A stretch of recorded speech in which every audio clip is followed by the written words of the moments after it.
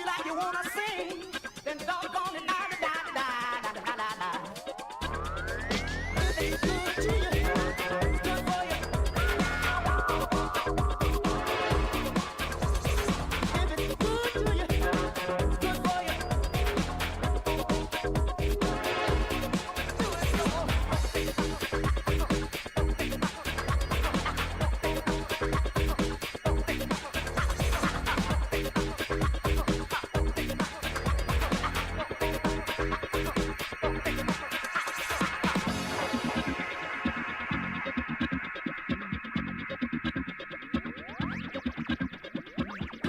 Do it, cool your heels.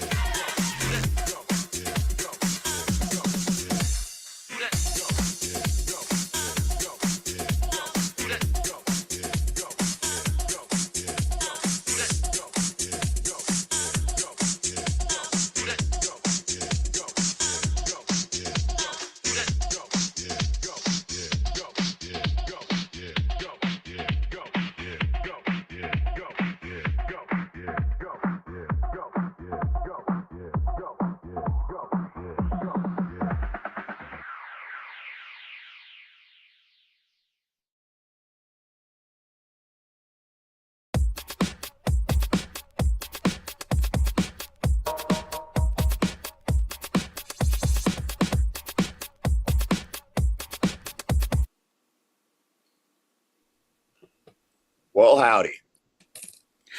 It's Tuesday night, 8 p.m., 11 Eastern. Gonna get fucked up and do it right. It's Two-Sided Tuesday, Two-Sided Pot with John L. Peacock and my boy Pete in the Two-Sided Pot. Like a dream will take you. I don't know, John. And like, I don't know. I just was listening to a lot of Madonna lately, John. I'll be honest. There was a whole document, like a weird review of Madonna, and it was eye opening and very catchy, John. I got to say, catchy. Did you say a weird So, review? it, never, shh, John. Shh. We're on stage. Act. Ladies and gentlemen, boys and girls, children of all ages, welcome to the Two-Sided Podcast. We're here every Tuesday, 8 p.m. Pacific, 11 p.m. Eastern, and we rarely fuck around. Ain't that right, John? That's 100% correct, my friend. Buddy. What's up, man? I'm back in Einstein's cave, as you can see. We're Yes. I was paroled. Work release was good. It worked How out. good was it? It was so good, I had to stay out.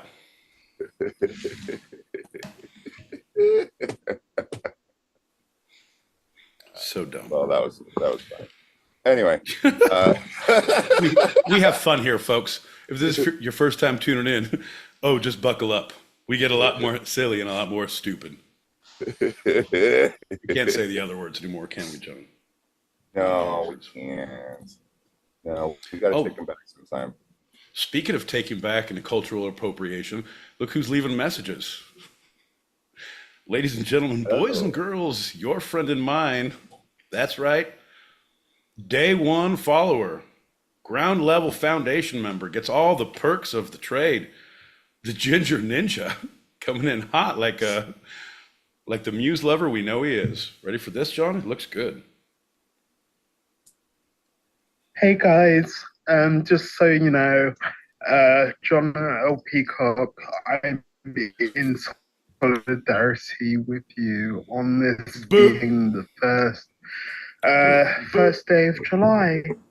Well, for you, second day. All right, I'm going to need you to send me all the lotto numbers for today. I don't know if it works like that, but if you put a letter in your mailbox, it would come to mine, but that's just the U.S. Postal Service. God damn it. Foiled again by the Postal Service, John.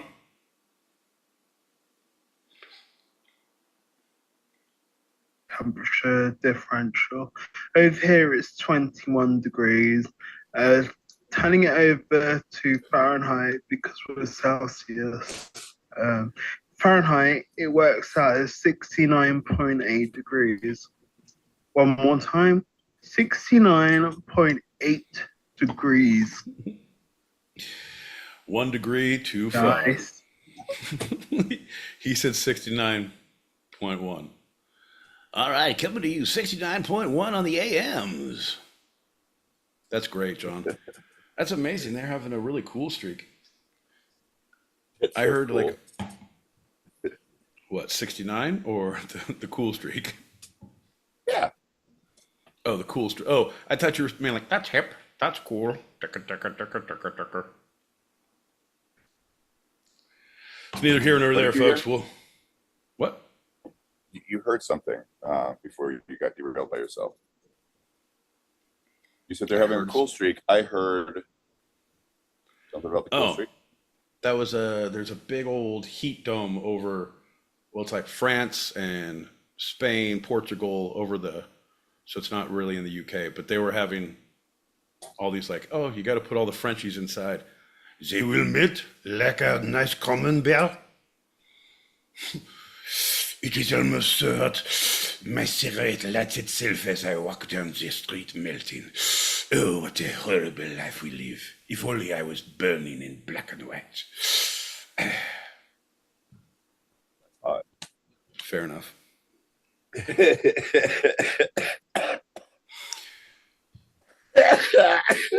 There was a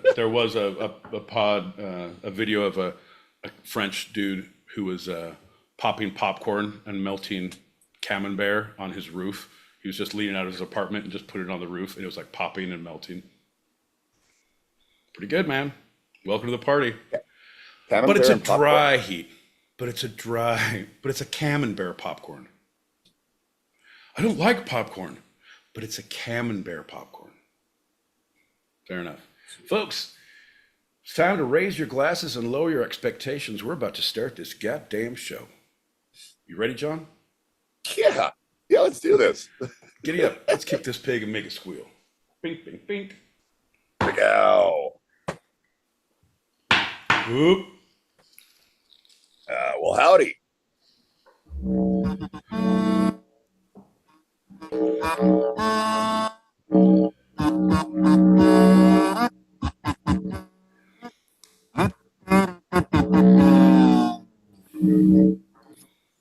No, sir, I don't like it. No beat, and I can't dance to it. I'm John L. Peacock out in Brooklyn, New York.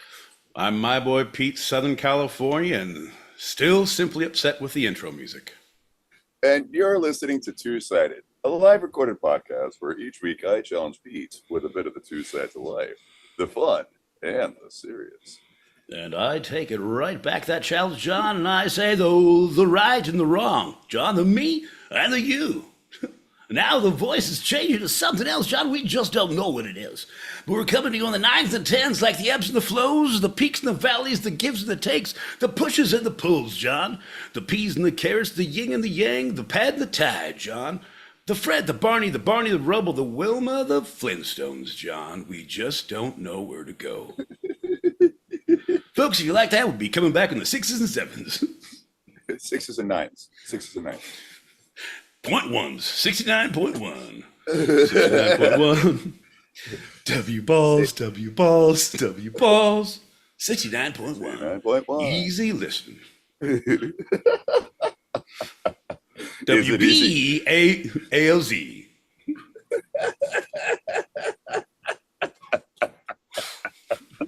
That's right, folks.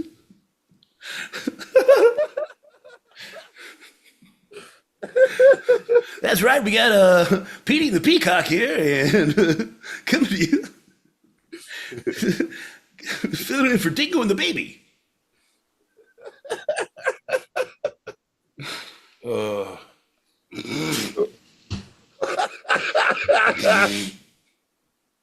All right, we're off to a good start, John. So it can only get better from here. It could only get better from here. In fact, it will get better from here because we got a couple of the foundation packets to pop. Pop in the packets. Okay, all right. I like the sound of this. Two-Sided Podcast with John and Pete every Tuesday and Thursday. Wednesday. Fridays. Fridays. Fuck. There's a timeline out there where you guys do the show on Thursday as well. And I always get depressed when I come back to the show where it's only on Tuesdays. Hey, on that note, what up, John?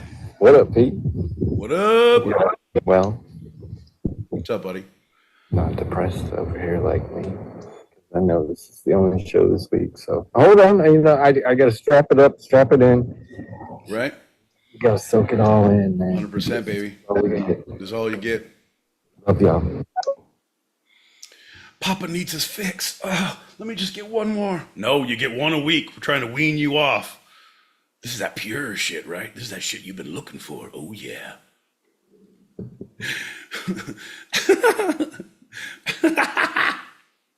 I was on Twitter. Yeah, fuck you, Elon, on I've got an X. I was on Twitter, and there was this one question, and it was like, get a film title and change one word with the word shite. So I deliberately went out of my way, and I actually got 3 films, and I put in shite. In the next message, I'll leave you what films I put in. This is what I tune in for, John. I don't fuck around with Twitter or any of the polls or in like the face place or any of that shit, but I tune in for this. This is my bastion of hope, my beacon of stupidity. John, I make my own stupidity, but this is where I do my outreach. Okay, so number 1 was, let's see, Shite, I Blew Up the Kids. That was good. The next one, it was 12 Years Shite. Ooh, what's that? I know it. Is it 50 And Shades of Shite? Planes, Trains, and Shite. Oh my God. That's pretty good. But John, you know, if you're not in the mood for a comedy like that or a kid's movie, you can always do the hardcore romantic, sensual edge of your seat, 50 Shades of Shit or 50 Shades of Shite. Ooh, that's a little green. Looks like you've been eating Indian food. Oh, that's why I always like to start each episode with a general check-in. My boy Pete, how you feeling? Ding it, ding it, ding, ding it, ding, ding, ding, ding. I would like some Indian food, John. Ding it, ding, ding. Ding ding ding ding ding. I'm feeling I'm feeling all right, buddy. I was a little oppressed at the I was a little oppressed and depressed, compressed. I was living in a juicer, John. It's horrible. Um, no, I thought I had to work a full week, and then I realized I have Friday off. So I'm like, fuck it, man. I'll probably take Thursday then too. Fucking can't keep an animal in a cage, baby. I've got a taste of freedom now. You can't keep me indoors. For those who are keeping tally on your bingo card, it has now been 7 weeks since Pete has worked a full week of work. 7 weeks, baby. Fuck yeah. Hey, John, I told them when they hired me, I'm going to work 24/7. That's 24 hours a week, 7 months a year. And you are a man of your word. Right? I'm not going to do it in a row. Come on, I'm not a fucking idiot. It's in my contract. Yeah. Yeah. I mean, you never sent that contract to them. It's not legally binding, but it is a contract nonetheless. Well, right. It is in blood, John. Not yours, of course.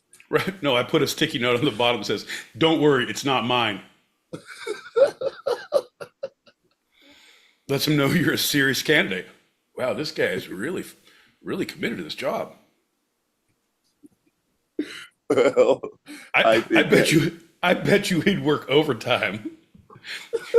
Ask him to move a body, make a body, work overtime. He's probably in if it's one of his 24 hours. yeah, right. Well, we don't have 24 hours for this, so let's just jump right into our first. Trash can of iniquity down the stairwell of injustice as Pete sorts through the garbage of truth. Round. No notes, John. You fucking nailed it. Got it. Oh, the trash can round where John throws a big old pile of questions. We're still in production for it. Anyone who's anyone knows that the first of these rounds is always a standard Q&A. But before I ask you if you're ready for those questions, my boy Pete, I feel we need to do another shot. We got ahead of ourselves. We put the cart before the horse. Oh, when the trash can round is a coming around, you gotta do a shot before you get down. It's trash can time. Trash can time. Oh, trash cans. Cheers. Pink, pink, pink. Cow. Yeehaw. All right. Yep. How about Pete? Are you ready for the questions? Baba boy. I'm ready. All right. Have you ever seen Howard Stern's Penis? No, wait, no, that's not it. Okay. What is your favorite black and white sitcom? It would have to be I Love Lucy. Dick Van Dyke Show is good, but I Love Lucy. They both got colorized. They both get later on, but the OGs, John, don't get me started. Don't get me in trouble. Okay.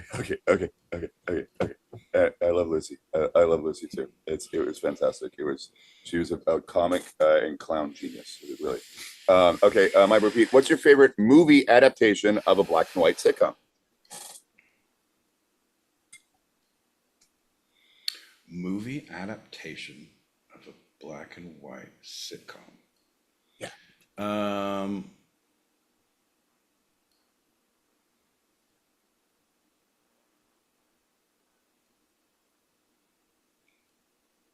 Fuck, you're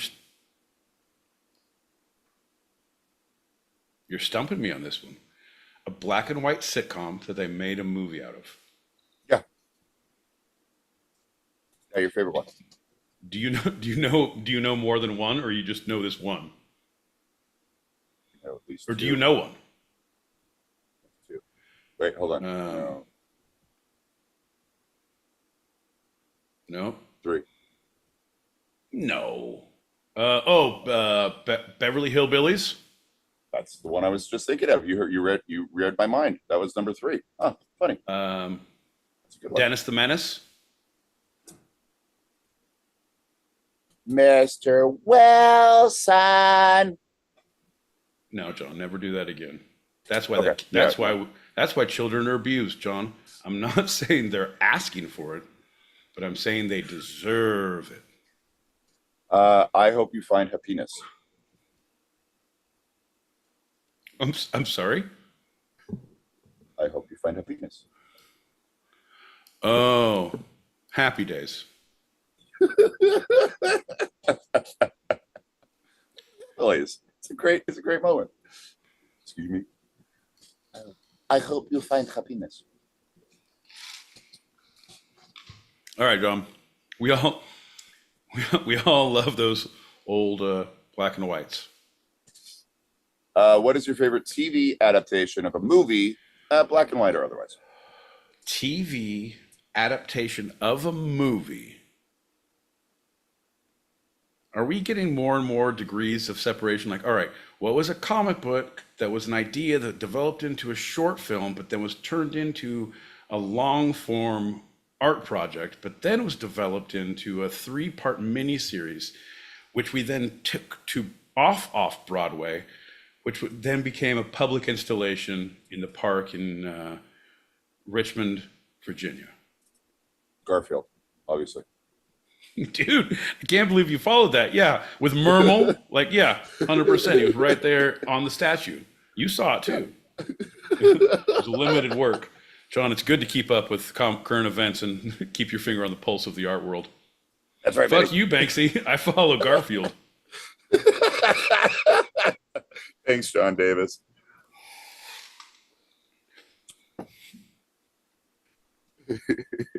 So, what's your favorite TV adaptation of a movie? Oh, TV. Now you're making me go backwards. So what's it that they made a TV show out of? The Purge. Oh, right. Season 1 and 2 were honestly, because it was on TNT, and I'm like, it's going to be awful. I shouldn't watch it. It's one of those, this is what's wrong with society. I should probably watch what society's watching so I know I shouldn't watch it. I shouldn't. And I did. I'm like, oh, you see it coming, but it's very like TV friendly, where it's not super like The Purge. Everyone's dying. There's a lot of blood, and it's very terrifying, but it's nothing like the movies in graphic content. And it's a really good story, because the first one is like, it's the last hour before The Purge ends, and then the other one is it's the what happens in the fallout and the people, because there's like all the rules in place, and so there's cameras like brr when it stops, and they start reviewing files and start prosecuting people and finding people and doing all the stuff. Yeah, it's like very litigious. It's like bum bum, Law and Order. Did you or did you not rip out this man's colon one moment before or after? John, I don't know. I'm telling you, it's great. Also, you got to love the legal system, right, John? Oh, of course. Yeah. Bum, bum. Yeah. Especially in a post-apocalyptic world. Final question for this round, my boy Pete. Who put the bop in the bop shabop? I believe it was P. Diddy, and there's audio tape to prove it. That's correct.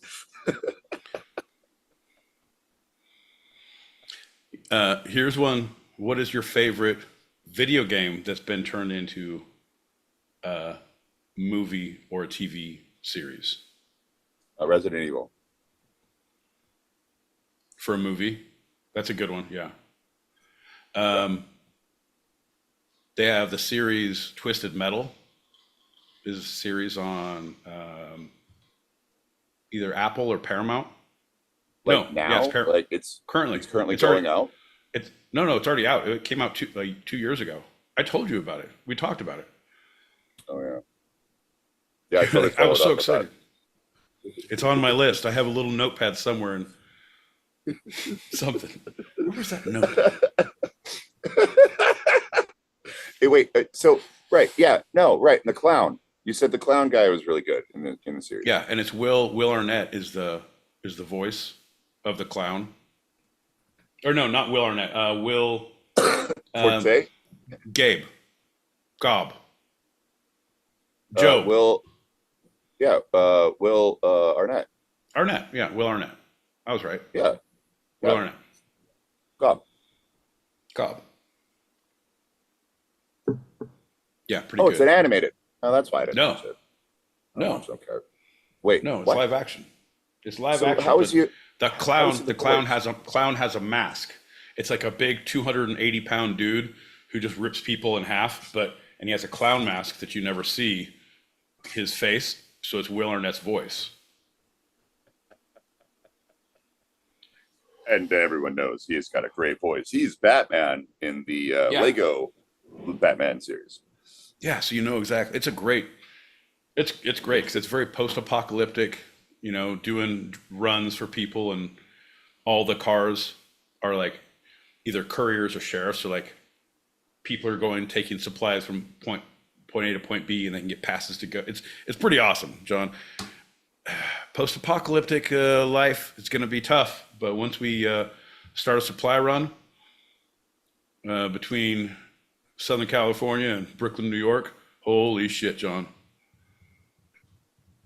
The stories we'll have to tell on Tuesdays, 8 p.m. Pacific, 11 p.m. Eastern, because we're going to have a wind-up radio that's going to reach at least somewhere in the UK by Wednesday, 4 a.m. Greenwich Sandwich Time if you're across the pond. John, it's in times like these we rely on the community. We can only get through with brotherhood. Did you find that there's a thread of a theme of a thread of It's more of a threat, post-apocalyptic? a threat of a theme. So help me God, if you force my hand, I'll bring this theme up one more time. You'll purge through some twisted metal. Here's the deal, folks. We have to burn down to grow up. Got to get up to get down. No, that's not it. Yeah, there is definite theme, John. Once you see that you're in a truck that's going downhill and the brakes are completely gone, it's like, yeah, we can steer for a while, but then you start like looking for the bright side. You know, man, it's gonna be good. We're gonna have trafficking routes. We're gonna be able to smuggle supplies across checkpoints, John. I like I have those a buddy runaway. who's super good with fake IDs. Oh, good to know. It's gonna be great. Yeah. I like those runaway truck ramps. They're all gravel. You know how much that gravel's worth, John? How much? The street value of that shit? Every time I go buy one of those, I pull over, take a few shovelfuls. I've made about $48 care of the U.S. highway system. Fuck you guys, these are my rocks now. What a beautiful driveway you have, my boy Pete. Care of the state of California, the state of Arizona, and the state of Nevada. Nice. Yeah, you don't fuck with gravel in Oregon or Washington. Oh no, that's like death sentence. I think like the weed's legal, but don't take the gravel. Yeah, that you're doing 6 to 10, John. That's Mother Earth. They call her Tara. I'm like, whatever, man. I thought she played volleyball back in college, but I guess she's your Mother Earth. What are you gonna do, man? I don't know. I think what we're gonna do is get into our first segment. What do you think? I'm ready for it. Bring it on. Bring on the pain, John. This is the time in the two-sided pod where John can either take the time in the last week to wow us, give us something amazing, or we can discuss some sort of scientific theoretical bullshit that no one cares about. And I do my damnedest to keep it fun, light, entertaining. which is a task, which is heavy. But we're all on pins and needles, John.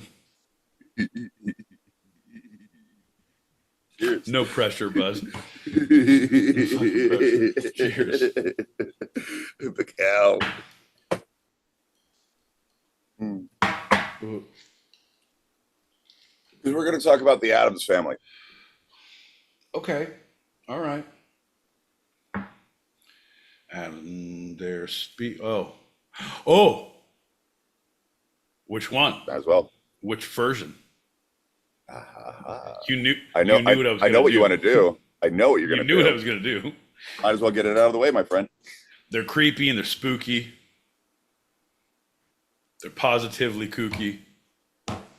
They do what they want to do, say what they want to say, live how they want to live, play how they want to play, dance how they want to dance, live when they clap with an Addams family. Hey, do what they want to do, play what they want to say, live how they want to live, play how they want to play, dance how they want to dance, slap when they slap with it.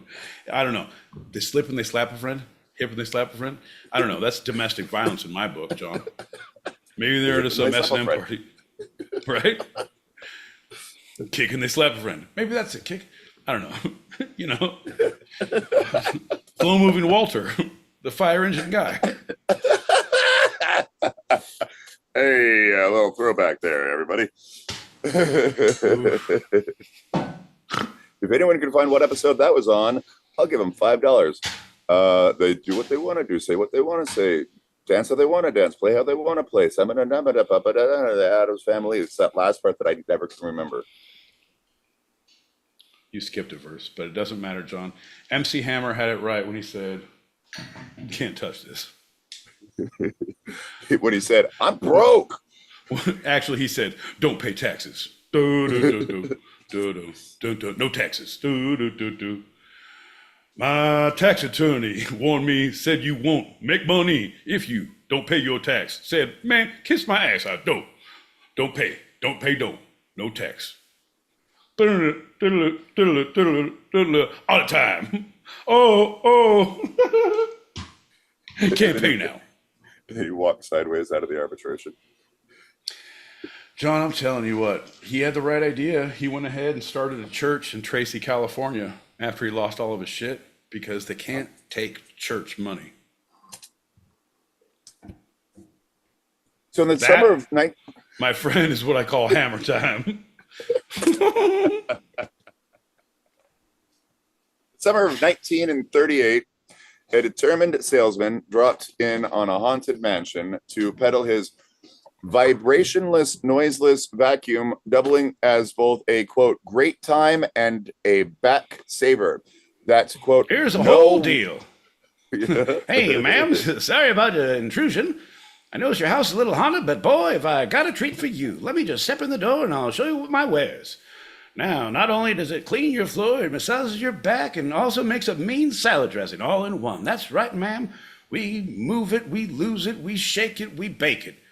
Well, it also bakes. Should I mention it will not spoil, will not break? Oh, it broke. Listen, still fresh. Well, that no well-appointed home should go without. Ma'am, is the man of the house around? It was a single panel cartoon on page 9 of the New Yorker, fetching the author a tidy $85 sum.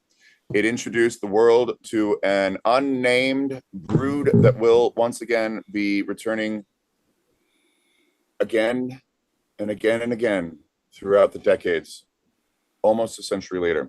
Mysterious and spooky and altogether ooky, the Addams family is freaking... They can't die. They can't go away. That guy was Charles Addams.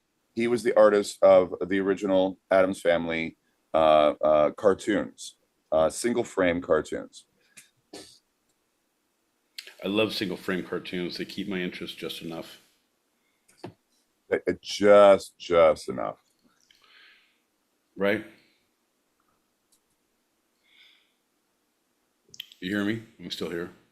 I was wondering if you had more to say about that. But so, you know, Dracula, Frankenstein, Wolfman, any other machete-wielding madmen at the multiplex. The Addamses have been both surprisingly difficult to forget, but equally challenging to bring back to life.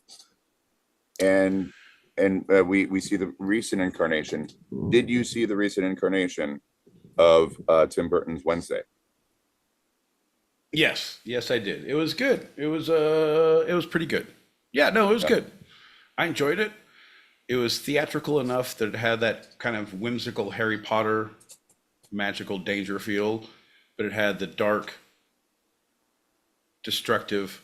It had of course she roomed with her polar opposite, who's all pink and everything. So it was kind of like the Wicked. It was very much like the rooms were separated and they pink and black and do the whole thing and don't tell, and it turns out we're so much alike. No. So it was very much like that, but it was a good story. It was it was good. Okay. I've not delved into that one yet. I've seen a bit of the incarnations of the Addams, but not Wednesday as of yet. For no, I like that one. I like that one more than some of the others, honestly, because it was like it had enough of. And who was Gomez? It was little Pancho, fucking the dude who's the character actor, the fat Mexican guy with the pockmarks, who was in Carlitos Way. He was in fucking Waiting. He was in has a really weird face. Anyone who's watched it on YouTube can type it in. I don't know. No, yeah, I see the face. Louise go. It's Louise something. Do you want to say Gomez? Luis Gomez? No, Gutierrez. Okay. Gutierrez. Luis Gonzalez. No, he played shortstop for the Cardinals. It's tough, man. It's a tough road. What are you gonna do? All right. Well, okay. So let's start with the beginning, right? Charles Addams, a lost soul, troubled background, brought his pain to the pages of the New Yorker. In reality, he was born in 1912, Westfield, New Jersey. He actually grew up in a loving household. I feel like we're going backwards in time. Let's start at the beginning.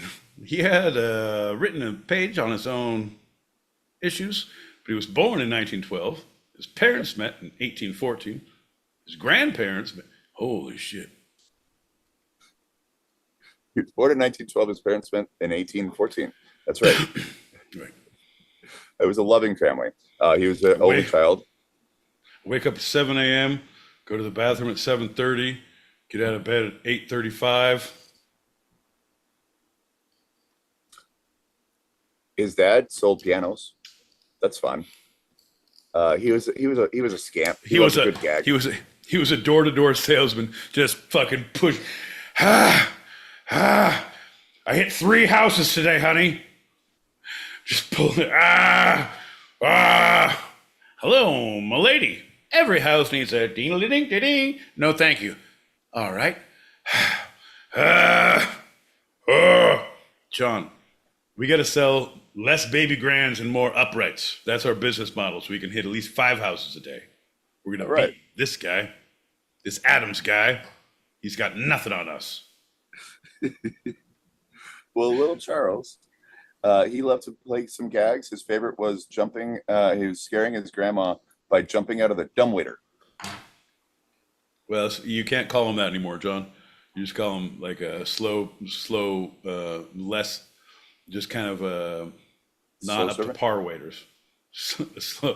A slow paid help. Slow paid help.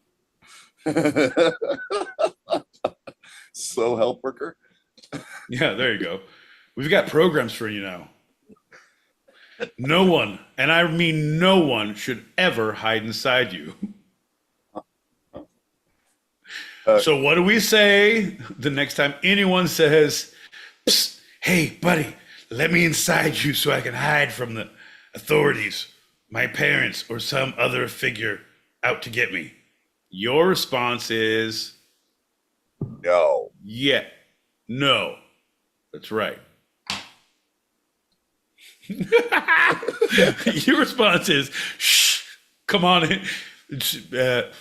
I have waters in the back, and there's throw pillows. Make yourself at home. All right. Don't mind the animals.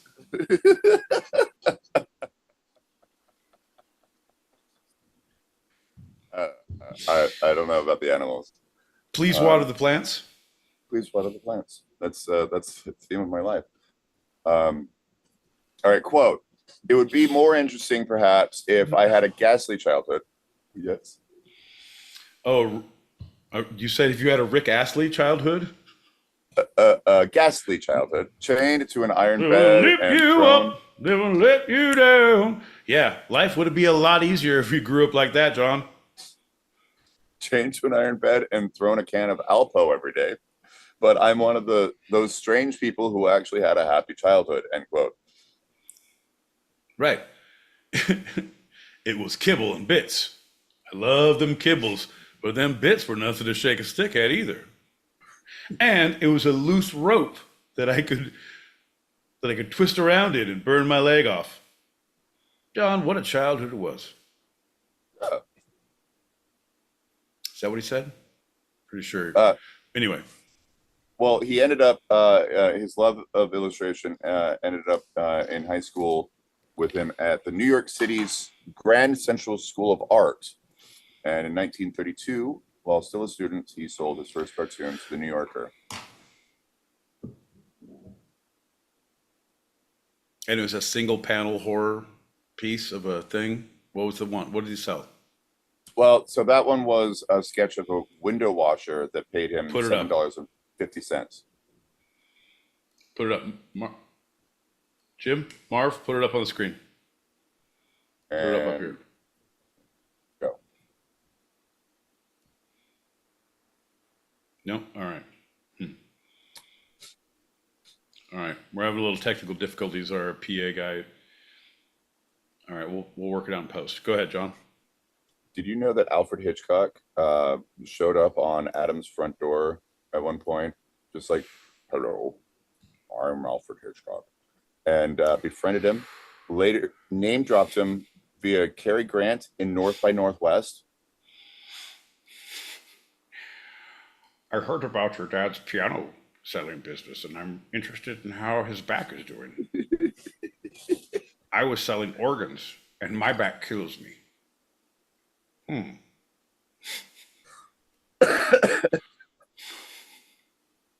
Get it? Selling organs? No. Anyway, and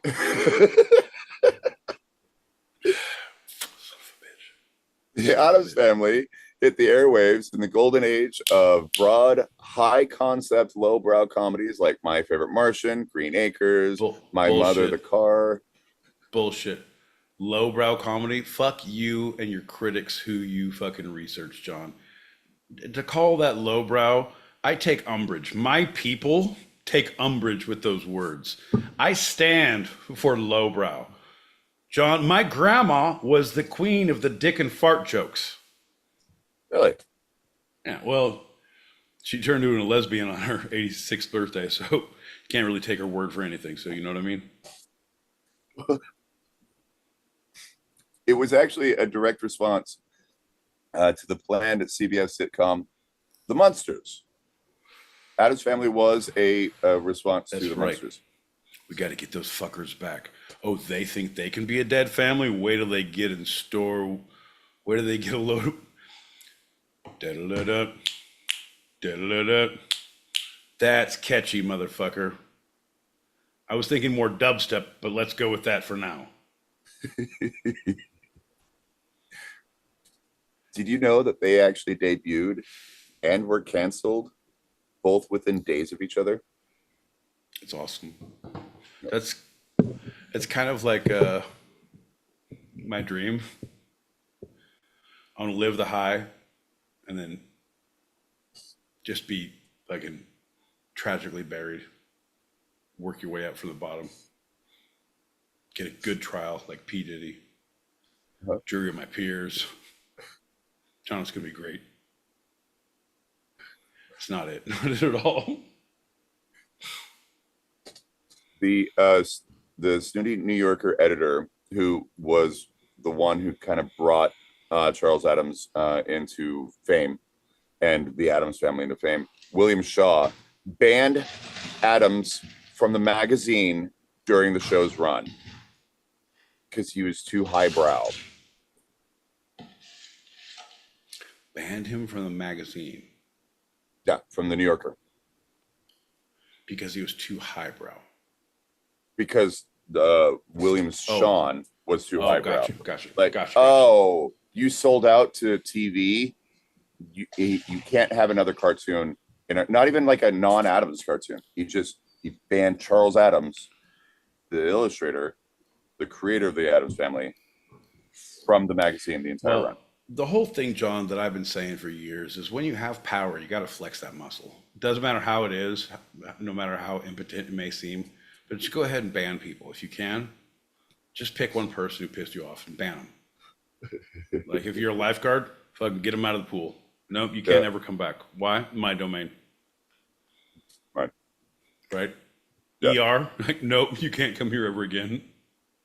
That's not true. I'm the gatekeeper. Not true. I'm the gatekeeper. So Charles himself was up and down on the television show. He certainly enjoyed what the Addams family did for his earning power, but he said the characters were half as evil as he wanted. To be honest, quote, to be honest, he didn't even really watch it because on Friday nights, he was usually out to dinner or on a date when it originally aired. Charles be fucking, John. That's what he was wanting to say. But they're like, we're going to go ahead and paraphrase this, that you were at dinner. Oh, there was eating involved or a date. Yeah, we used fruits of different sorts. All right, Charles, that'll do. That'll do. Well, Addams was a ladies' man. That's what I'm saying, John. My lady, have you ever had a stone fruit put inside you? This is my idea of a date. Since it was the show was basically a live action cartoon, it got away with showing a husband and wife with deep burning passion for one another. Ravished by her bewitching sensuality, Gomez lusted after Morticia, kissing her up and down her arms, and they shared frequent smoldering glances, which was not heard of at the time. But if you look at if you watch it, it's done in a comedic way, so they could get away with all these different, like, oh, we're doing this, we're doing that. Yeah, very over the top.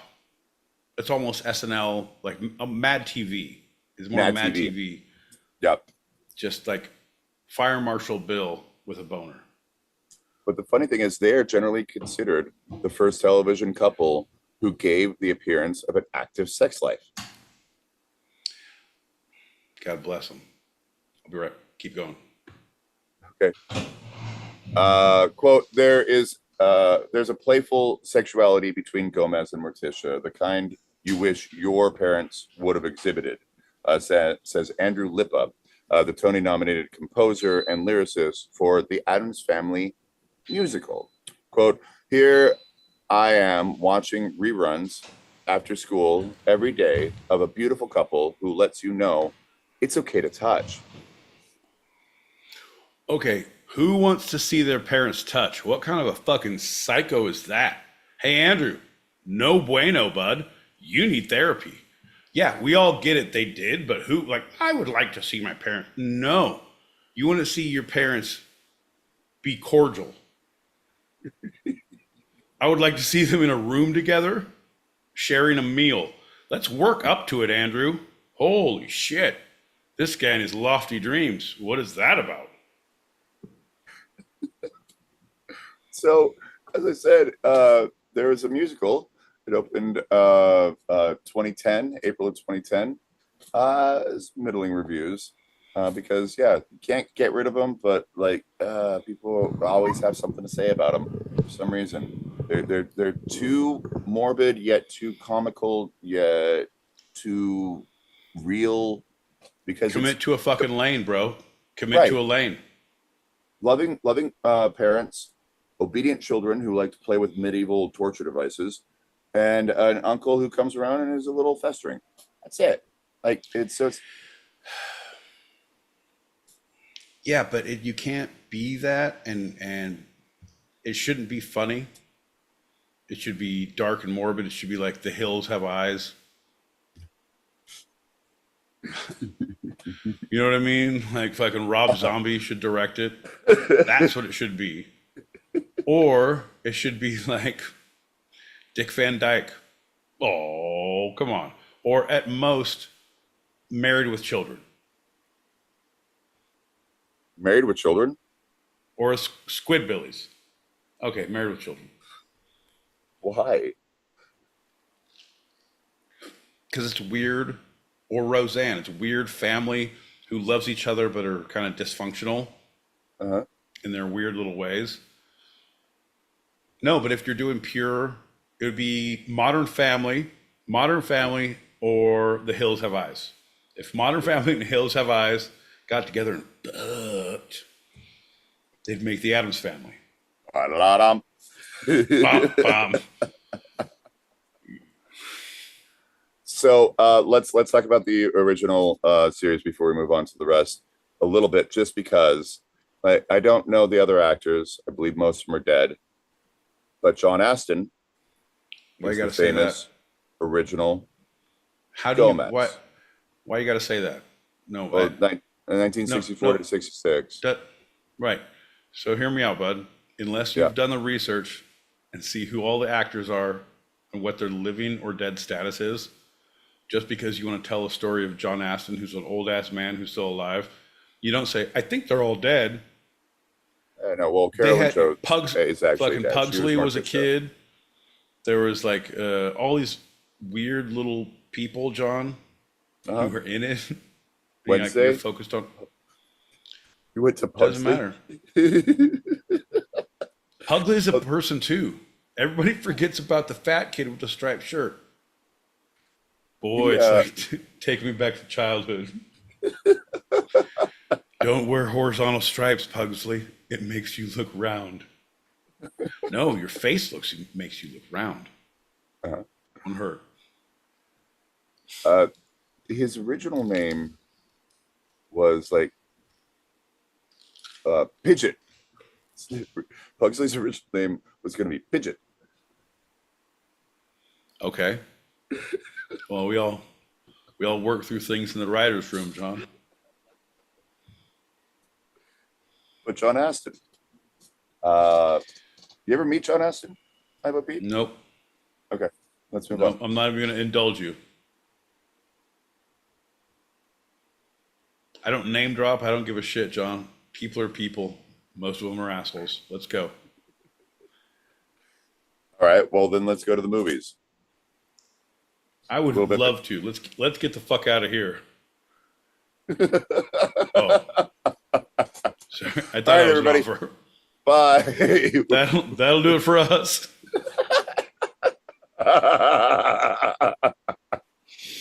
Horrible. Unlike John Astin, the famous actor of the movies, is no longer with us. And it's Raul Souza. No, that's not his name. What is his name?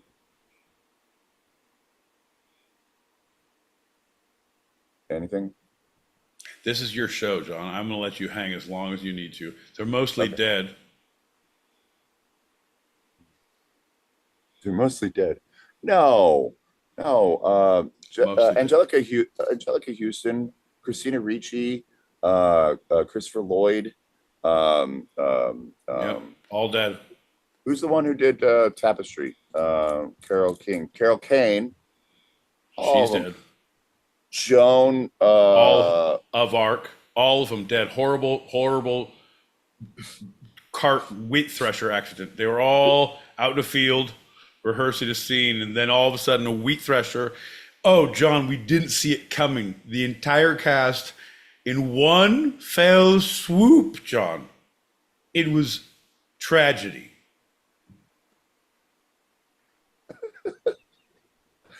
I feel bad for him. It was like a plane accident. Shouldn't but have been not. standing there. No, because hey, wheat be wheat, harvesters be harvesters. Nobody needs to be doing scene work in a goddamn field.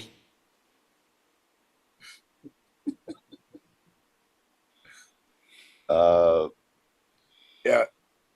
Man, what the heck is his name? Come on, you know it. Zepeda.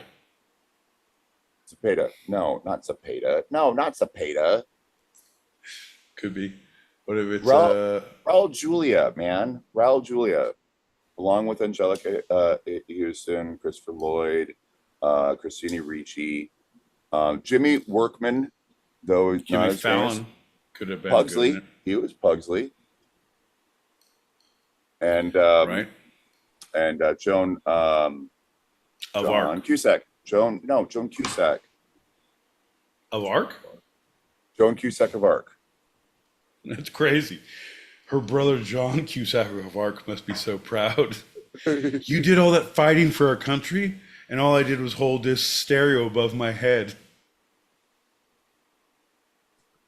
The freedom of people is one thing, but true love is a whole different ballgame, sis. Shock the monkey! Shock the monkey!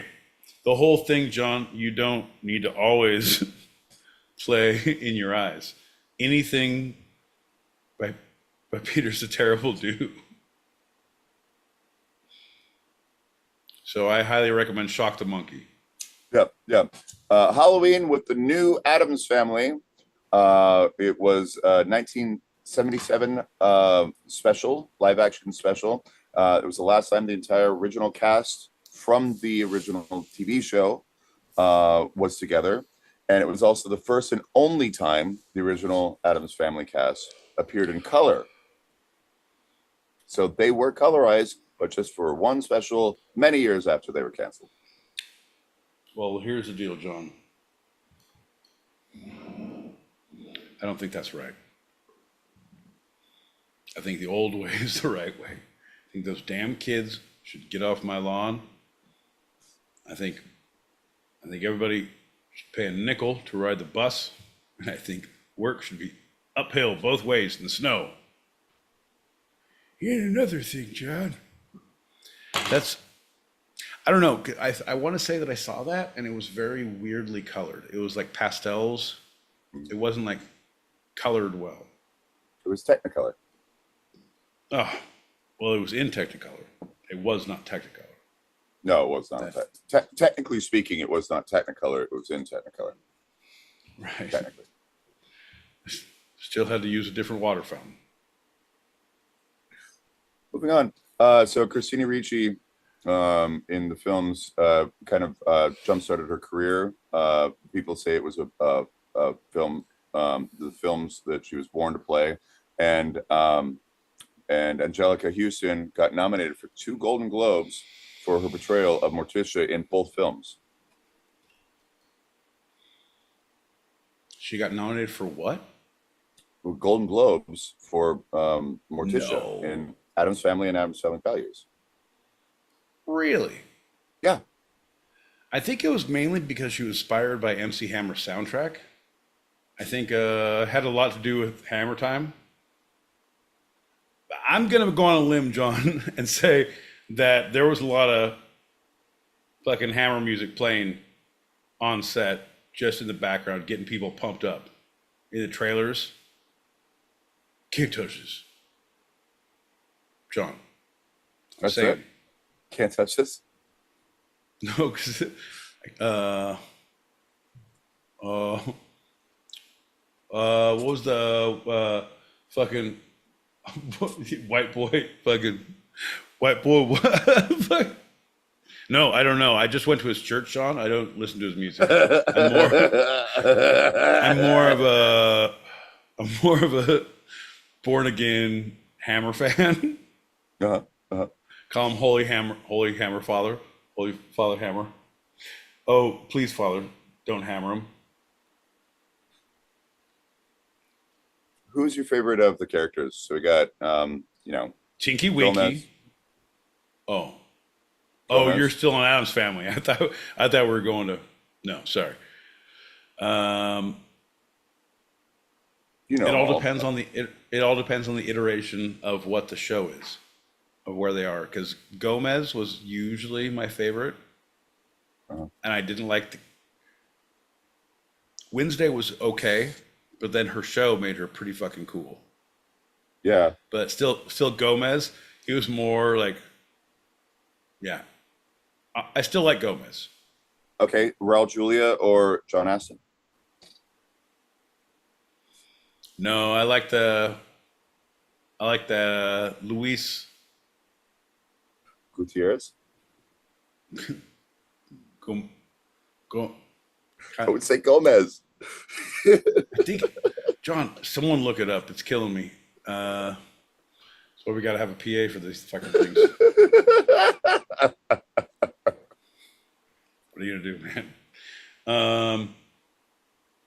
Fuck. He was great. He was very Gomez-y. Luis Gomez. I think it was Luis Gomez. Luis Gomez. Right, yeah. We'll go with that. Raul Julia, John Aston, and Luis Gomez. Yep. 100%. And out of all of them, do you know who's still alive? Gomez. Doesn't matter, John. He lives on in our hearts and minds. You mean he's been inside you the whole time? That's right. We put him in the coffee grounds and you've been drinking him all week long. John never has a second cup at home. So there's the animated. We haven't talked about them. Jodie Foster. Jodie Foster, at 10 years old, actually had one of the presidents played partially Pugsley, assassinated. the voice of Pugsley in the original animated series. Well, it takes all kinds, John. We learn something new every day. I know you love Today's the Pugsley, day. and I know you love Jodie Foster. Yeah, not enough to go after Reagan, John. I mean, maybe a governor, maybe a comptroller, but not the president. That's crazy, John. She was a maybe star. She was school board at most.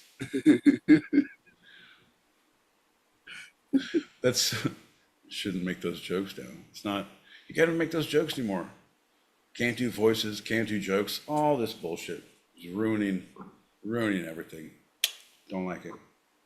But the actual first animated moment was in '73, with all of the original cast voicing their own roles with Scooby-Doo.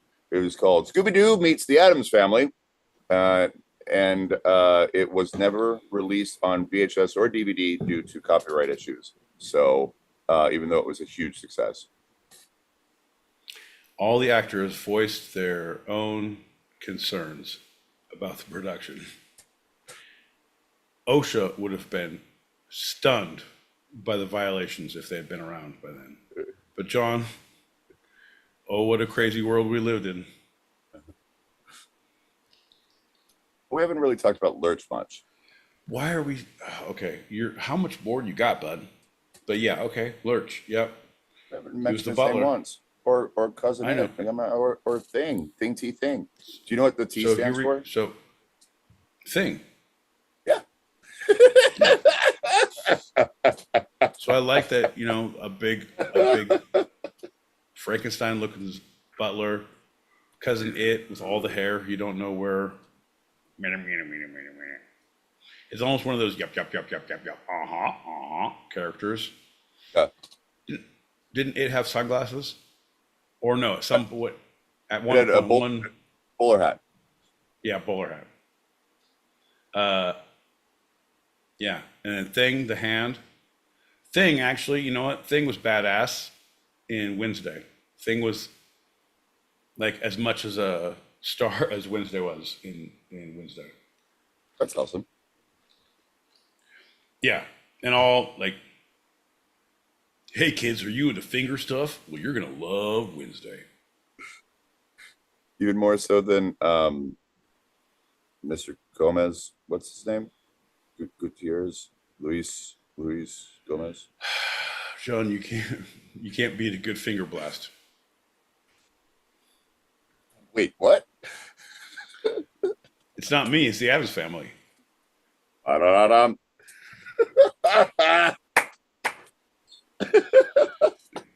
They're Tuesday, 8 p.m. and 11 Eastern too. Yeah, they're dumb and drunk and stupid. The two-sided podcast. Biddle-doo-doo. Biddle-doo-doo. How do you have 4 claps in there, you fucking animal? That's why. Biddle-doo-doo, biddle-doo-doo, biddle-doo-doo. Whee! Folks, if you like what you heard, if you can't believe what you've seen, if you don't understand why we're still here, well, God damn it, neither do we. But if you want to tell your friends, tell your coworkers, tell your parole officers, we'll be here next week, Tuesday, 8 p.m. Pacific, 11 p.m. Eastern. That's right, folks. That's 4 a.m. Greenwich Meanwich sandwich time on Wednesday mornings, if you happen to be across the pond.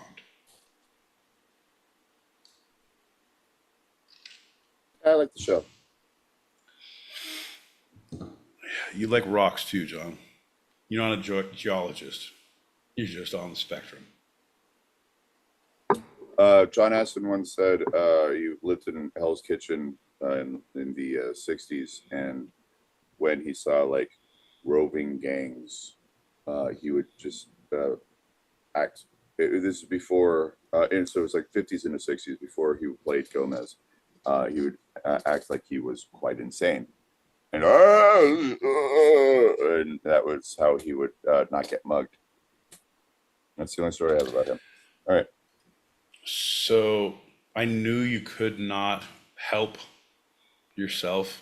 John is the penultimate name dropper. Not ultimate, John. I won't give you that privilege. Thank you. But once you set yourself up, you cannot help yourself but follow through.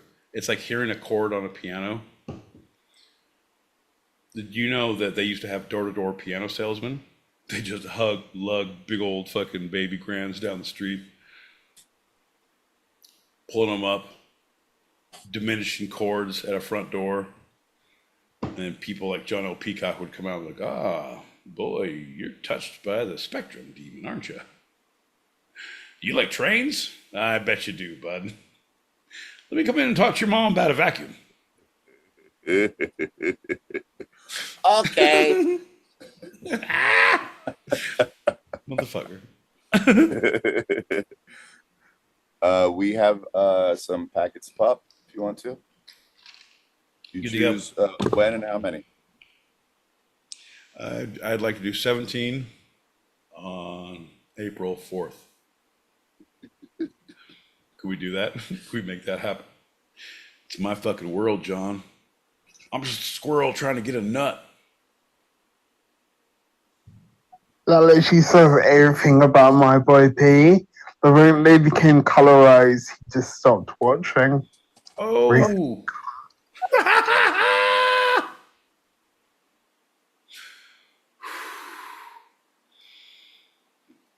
Doesn't make a difference if you're black or white. Woo! I have a monkey. That's ignorant. What's going on, Two-Sided Podcast? It must be Tuesday. Hell yeah. Hell yeah. Johnny L. Peacock, what's going on? Here we are, July. Smack dab in the summer. Oof. And man, it's so hot here. It's so hot. Yeah. Man, and the ironic thing, did you hear about the guy who made the heat index passed away today? He sure did, yeah. Yeah, he was 88 years old. He said it felt more like 107, though. It was so hot here today, and I'll tell you how hot it was, okay? Optimus Prime transformed into a window unit. That's how hot it was. Okay, that's pretty good, man. Dude, so I was just in Knoxville, Tennessee a week ago. Man, I tell you what, it was oppressively hot. It was unfortunately unfortunate. I don't know. Like, I loved everything about it. And my sister says I got to come out for the winter because it's fall and winter is great out there. Man, I don't know. It's that heat. The Addams family. Hey guys, what's up? How's everybody doing? What is happening? The Addams family. Favorite character? I don't know. It's really hard to pick because they're all so amazing. Like Wednesday Addams and I think her dad. But Pugsley's hilarious. It's Right? hard. That's a tough decision. Man. That's what I'm saying. They're all written so well. Also, regarding the black and white shows turned to TV, I'd have to say Beverly Hillbillies for sure. That was one of my favorite black and white shows. Yeah. What was the other one I was telling you about? Oh shit. Remember Mom, Pa Kettle? Flippin' hell, I lost my train of thought. Never mind. Have a good one, guys. I'll talk to you soon. Love you, Foxy. Hey, so remember Mon Pa Kettle and Charlie Chaplin? Those were good. Yeah, it's interesting. You know, Thing was pretty much like a hand, right? It's like the hamburger helper hand. You know, like a severed hand. I always thought that was kind of disturbing. I don't think nobody else ever got it. Like, here's a severed hand trying to sell me some pasta. You know, Right? Makes a great meal. Makes a goddamn crime story is what it makes. Today, on Unsolved Mysteries, a hand appears in a pot of pasta. Only time will tell who the assailant is and who the victim was. Meanwhile, bring the water to a boil and get your Parmesan ready. We're about to make a goddamn dinner. My guys. Morning. Sorry, I went back to sleep after my 4 o'clock alarm. When so much time went off. I love that. I came into you talking about fingers. Don't know why. Oh, I do, because of Thing. And when Right. Jordan, when you were singing the theme tune, I would have clicked along with the Addams family. Only my fingers, of course, were too wet for all the finger blasting. Morning. Good morning, love. Wakey, wakey. Hands off, snaky. How you doing, girl? How you been? Oh, we got one more. Uno mas. My favourite black and white TV program. It's like watching Champion the Wonder Horse. Go on, sing it.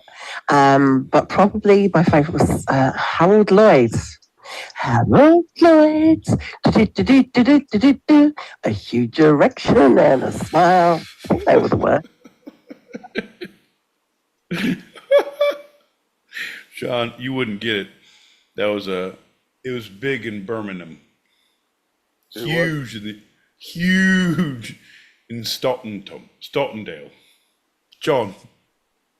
Wait, was it Sutton or Suttondale? Oh, in Troddenham, it was amazing. We loved it down the lane in Stottendale. Harrison Ford land. No Shire, dear Shire for Shire. Never heard of it. That's a lot of shires. Goddamn right. We're a rich people with a rich history. How you doing, everybody out in the listenership, folks? We are also live on the YouTube, so we're live on the stereo streets. That's where we're hearing our voicemails from, our voice notes. It's an ancient, archaic app that shall soon be destroyed in the oncoming future and technological boom that is tomorrow. But in the meantime, if you'd like to leave a voice note, go ahead and download the stereo app. Tell them the Two-Sided Pod sent you. Tell them you'll tune in every Tuesday, 8 p.m. Pacific, 11 p.m. Eastern. That's right. That's 4 a.m. Greenwich Mean Sandwich time on Wednesday mornings if you happen to be across the pond, and you'll get a 5% discount. Yes, it's free, but discounts cost nobody. Cheers, everybody. And because that's not how the app works whatsoever, if you do actually download the Stereo app and want to listen to us, follow my boy Pete and or John L. Peacock, the two of us, all one word each person, because there is no two-sided pod presence on the Stereo app except for the shows that we create. So you can't actually follow a person called the two-sided pod. I think aggressively that everyone knows in their hearts who they're going to follow. John, if we do an altar call, if we both go on different sides of the yard and call the listeners to us, come here, listeners, here, listeners, see who they come to. It's not just because I have bacon in my pocket, John, but I do have bacon in my pocket. Now, I do want to point out, I was like, oh, who actually has more followers? But my boy Pete currently has 420 followers. It's nothing. No, because no, 420. You have straight up exactly 420. I know. I keep on deleting people, so I keep that. Ban. Right. All right, back to 420. You guys remember? If someone unfollows you, like crap. Remember T-Mobile? You like your top 5, or what was it? Something like on you get free text or free somethings, and they had, what was the other thing? There was an app. It was fucking. Was it Facebook? No, I think it was Facebook when you had like. It was MySpace. That's what it was. MySpace. Yeah, your favorite. And it would show your top favorites of here's your top 5 people or your top 7 people, and you would adjust 10. Them. Yeah. 10. And you like adjust them. Like, what the fuck is this, bro? Yeah. Ooh. Telling you what. Well, speaking of telling you what, I think it's time for our next trash can round. That's right, folks. This is the time when John L. Peacock throws a big can of questions down the stairs of stupidity, and I pick out the answers at the bottom. That's right, folks. Nobody has time for this shit, but yet we do make time. We call it a bin of rubbish as opposed to a can of trash. Yeah, a bin of shite. Look at him go. No, but this segment is one of your favorites and mine, and even my boy Pete's, because it's the editorial dick. No, I don't like this one at all. Oh no, I do like this one. You like this one? There's some that I say that you're like, no.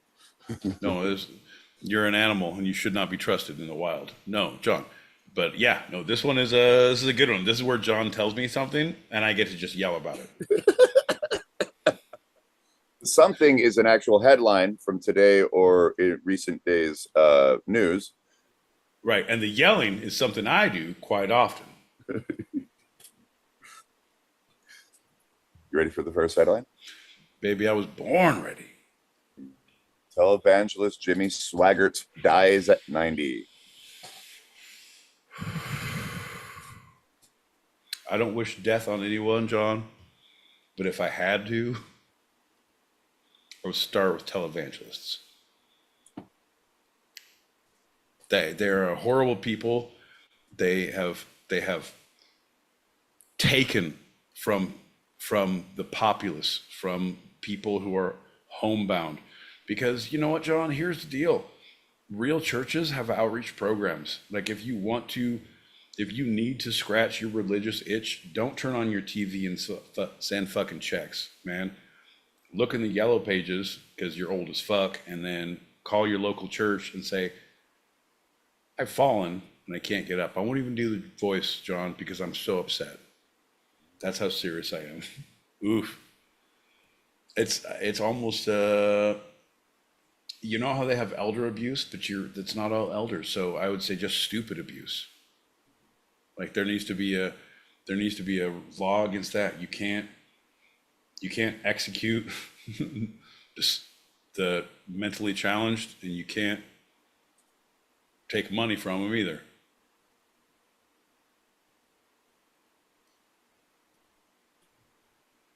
Well, you're probably not going to get away with that in Texas on either one. But Oh, you're gonna take the money and then execute. That's the 100%. 16-year-old. Yeah, you got to pay your way, boy. Uh-huh. This energy ain't coming free. But 90. It was 90. Well, the Lord works in mysterious ways, John. Come unto me, all ye who are greedy. Pay me tithings, and I will take them and use them for a private plane and doctors that will keep me alive. That's right, folks. I do drink human adrenal gland, and I have done adrenochrome and the pheromones of a baby.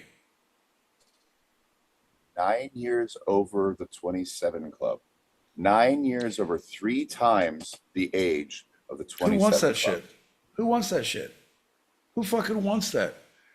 God damn, You know dude. he was taken care of. You know he was like, pampered and diapered and like his butt was wiped by someone.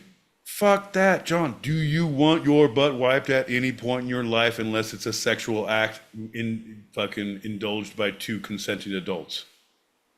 Or 3 or 4? Or a small village who has a swaddling fetish. John, that's what we call swaddling fest. It's happening here in August 2025. It's when you come with all of your favorite linens, super absorbency, diapers, and swaddling clothes, and you party with like-minded individuals, John. Don't fuck around, wet yourself. That's our motto. Down at Depensville, third stop on the right. Oh, man. The diaper district at the closest towns are all blown out of inventory. Did you check everywhere? Yeah. Even diapers. Yeah. Diapers R Us? Uh-huh. How about diapers extravaganza? Yeah. Bizarro dripers? Yeah, we did that. Drapers diapers? No, we didn't. Well, I think you should make a little trip to Draper's Diapers. Next headline. The Price is Right viewers shocked as contestant suddenly quits show. Here's the deal, John. If you're looking to make history, you got to do something crazy town. I'm going to springboard this into a hop to a Bitcoin. I'm also going to get another 5 minutes of fame, and then I'll get t-shirts. I'll be talk shows. I'm going to write a small intro forward to a travel book that's given away in most American Airlines Diamond Club membership lounges. It's a 7-point plan, John, but basically it all starts with me saying this price is wrong for my soul. There's no price on my dignity. No, Bob, the price is wrong. My name's Drew. Doesn't matter. I don't see names. I just look at suits. Here's the deal, John. I think people can quit whenever they want. We've trained a generation of quitters. Everyone gets a hustle sticker. Nobody has stick to it. Nobody can stay with it. No one's as sticky as they want to be. Right? Here's the deal, folks. If you don't get your hands sticky, how are you going to prove you've been working? That's not it. Well, a little bit extra. It's the first time it's happened on the entire series run. Drew Barrymore? No, the other Drew. Yep. Drew Carey is the host, has been for a bit. She lost the car. She didn't get the car in her round, but she was going to come back for the spinny round. And he mentioned, "Oh, this is actually we're going to only have 2 people spinning." We hope the best for Katie, was her first name. She's been invited back, but that was the second to last episode of the season. So she's invited back for freaking 4 or 5 months from now. Well, here's the deal, Katie. We wish you the best, and because of your actions, that this is the first time someone has left contestants row. This will also be the last time that someone does, because all contestants will be chained by the ankle to their podium. You will go when we say you can go. Here's some Alpo. What would you pay for that?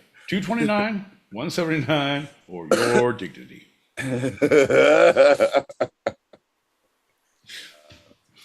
It was apparently an emergency. We hope all is well. Next one. Diarrhea. Avita. It's an emergency. We hope all is well. I'm so excited. Katie pooped herself on Price is Right. Evita sings for the people in London, semicolon, gangs in Peru target schools.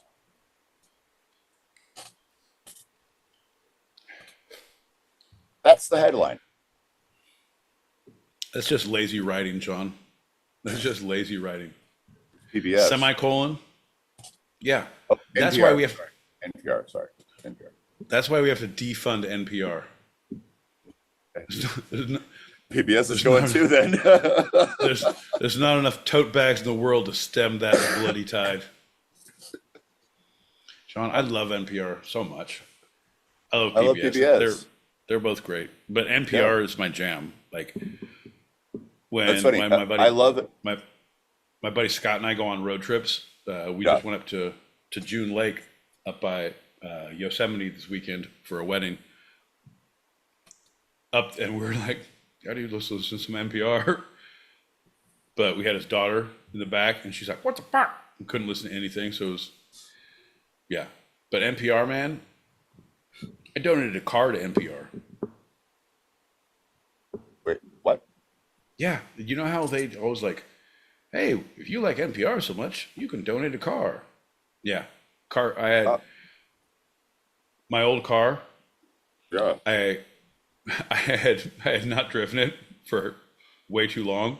So then when I was like, oh yeah, I'm going to go ahead and drive it and register again, I couldn't pass smog. I'm like, it's not worth it. And I already had a new one. So I'm like, I'm just an idiot with fucking, ugh. So I was like, you know what? Yeah, I do want to help this show. I dare you to fucking smog this. Most people would just go Cars for Kids because of that catchy little tune. No, man, those kids can fuck right off. Those kids can fuck right off, man. They put that evil in your head and you can't get it out. No, that's why I won't do it. It's those goddamn demon voices. 866 Cars for Kids. Oh, hell no. Stop. Don't even get it close to it. Let's move on from that. So I did not. I hope you burn in hell. I hope you go to hell. I hope you go to hell and you burn.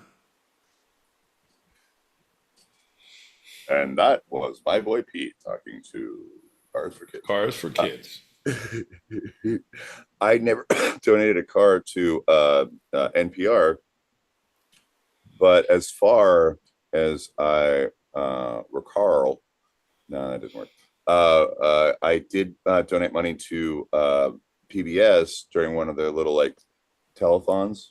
Hey, we're going to show you some. If you like that kind of programming, then call on in and donate a little money. And if you donate enough, you get a little something in the mail. That's right, folks. And it's your donations that help keep programming like this alive. So we'll have all the phone lines open right now. And that's right. It's 888 pre-com. Oh, no. Is that really? How did we not see that? All right. Sorry. I wish I had it out in front of me that I could tell you exactly what the numbers were, but I feel like I could. PRECOME. Yeah. Oh no. 888. Okay, folks. If you donate now, you can get our satchel of.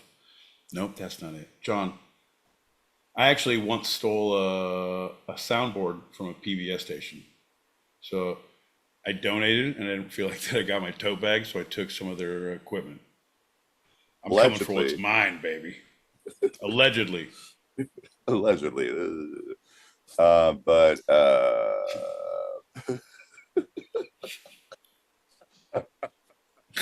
John, wouldn't that be great if all the shit we've ever done and we get sued by PBS? You know what they said? I mean- Never meet your idol in court. oh, is that?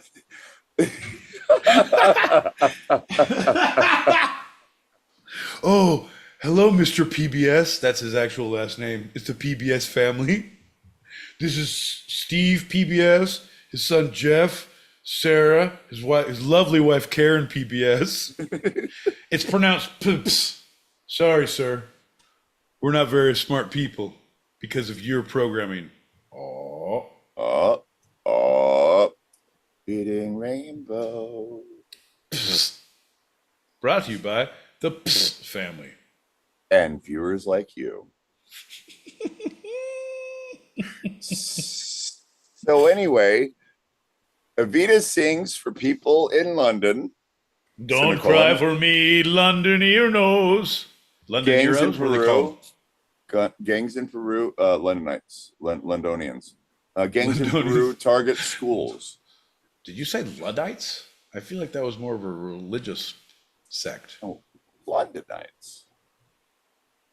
Londonians. Actually, no. I think I'm pretty sure. It's the London. It's the Londoners, John.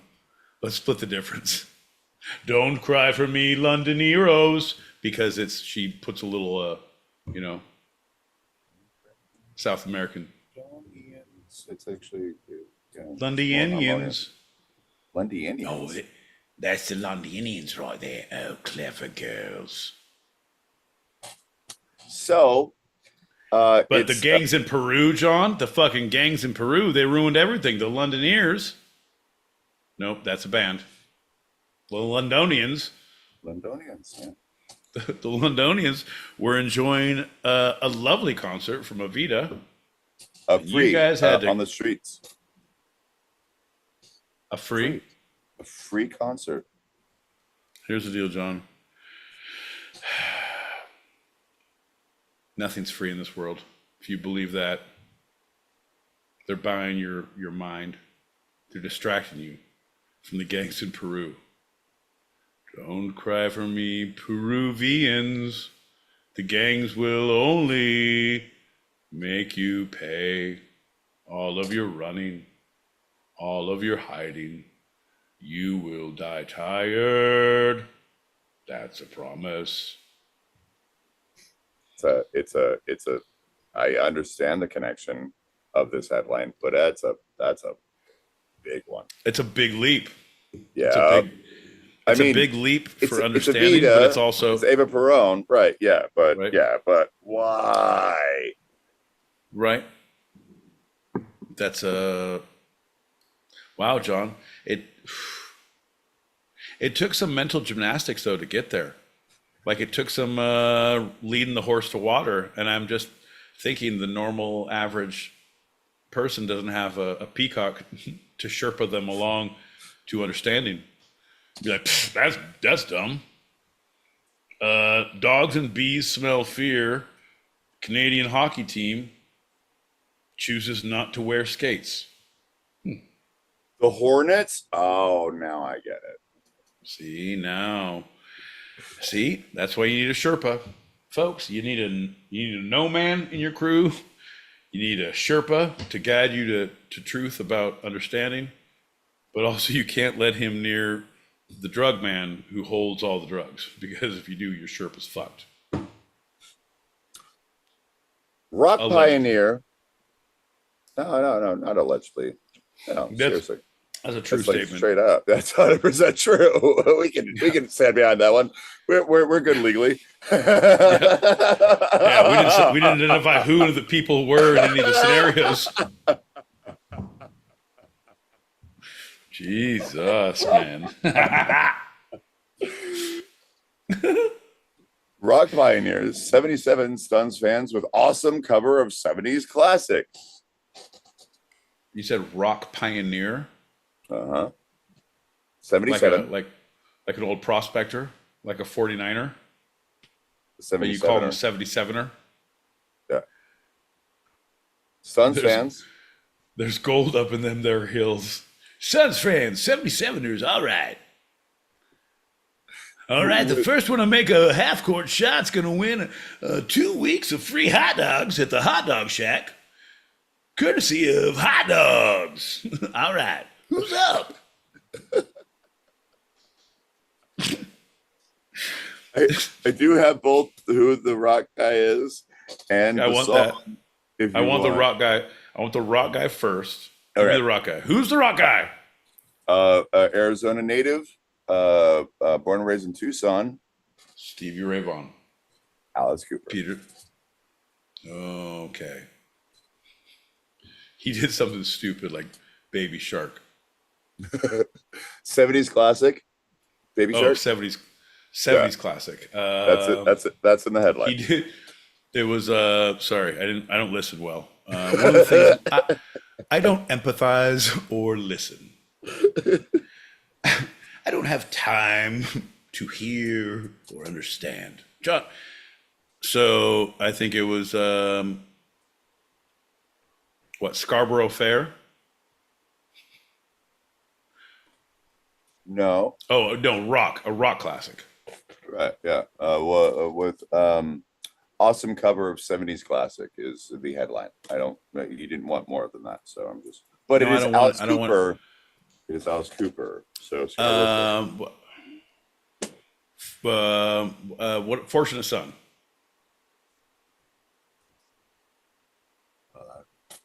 Wait, no. You are honing more in.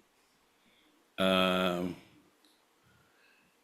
you give me? Is it a Is it a singer songwriter or is it a band?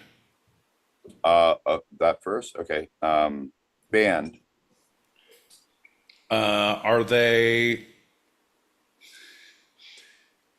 alive or dead? If some of them died, the answer is they're alive. The band is alive. The band? Ooh, So that's did a hard they? question. Actually, I'm not going Is to. it the band, John? It's the band. No. Was it up on Cripple Creek, John? The night they burned Old Dixie down. Ooh. The night two-sided came to town on a Tuesday, 8 p.m., 11 Eastern on the round. Unless you cross the pond, then it's 4 a.m. Greenwich sandwich time. See, I just went off there because I had to fit it in. But let's do a shot because... Did you say it's 7, 8 p.m.? No, we're on the 7s and 8s. 6s and 9s, baby. All right, everybody, coming at you the 69s. Put one. Cables.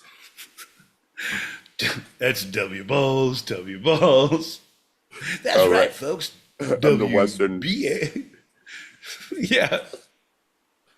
We're W balls out here. That's why you use call signs, John. Love it that you're on the West Coast and you're using W's, and I'm on the East Coast and using K's. For those who don't know radio, congratulations on being young. Here's a shot to you, Pete. You're welcome for listening. Dude, fuck you for pointing that out.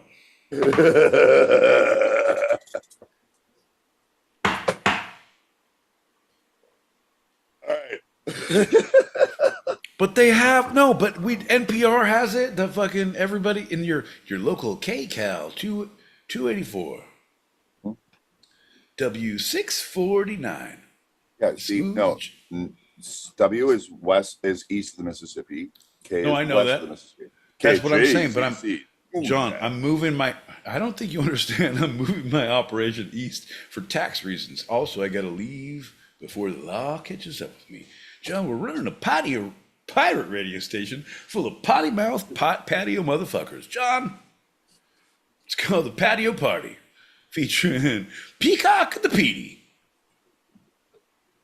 Welcome to the patio party. All right, everybody, pull up a wicker chair and enjoy the party. No, Rock Pioneer at 77 stuns fans with awesome cover of a 70s classic. We got Alice Cooper doing his thing at 77. Here we go. What do you think? I think you should It's tell me. not the because band. It's not the band. Okay, so you asked live Is it or dead? American or is it UK? That was that's a good UK. Is it the Stones? No, Is it the Who? no. Why do you hesitate like that? Because did they cover it as well? You motherfucker. Oh no. I like that you went to the Who next after the Stones. What's the next one? I 70s. won't even dignify you with a response, good sir. Is it, do you want me to say the Beatles, John? They are not 70s. They broke up in 1970. Yeah, but that's what colored our 70s. You said that before. That was was a their dark individual careers. I mean, it was a dark time. Well, try to remember, John, but if I can't, that's just about the. I don't know. Was it a Queen?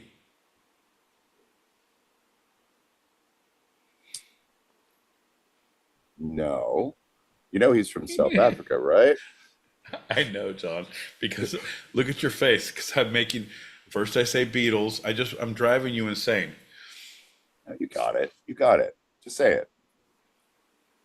No, let's go. What album? Which? No, first, second, third, greatest hits. Some say seminal. There's another album that's like between the two, even though I like a couple others much more. Now I like this, but yeah, the double album. It's a double album. There's many songs. Hello.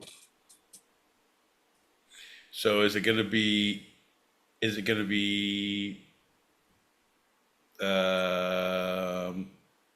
from Dark Side of the Moon? Nope. Is it gonna be Anybody in from there?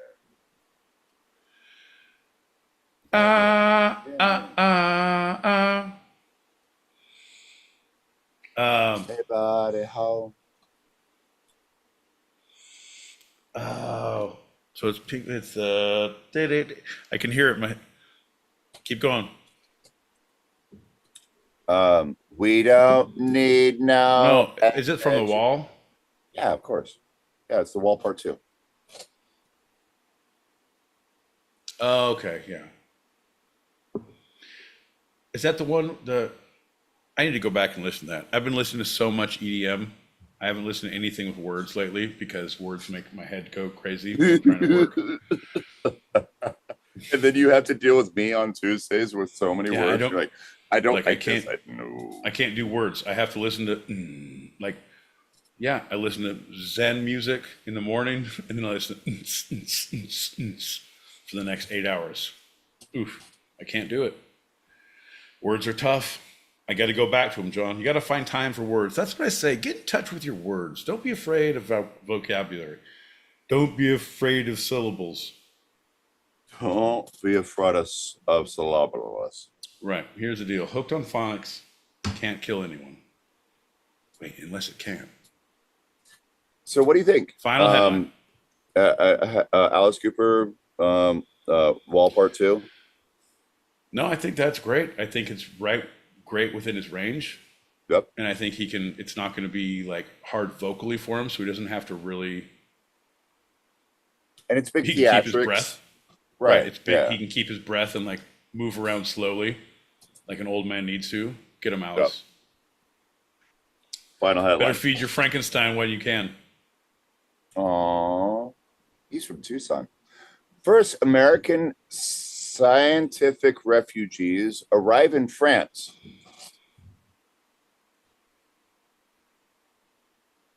You want me to read that to you again? No, I heard it. I'm just trying to process it. Mm-hmm. I didn't know science had rafts.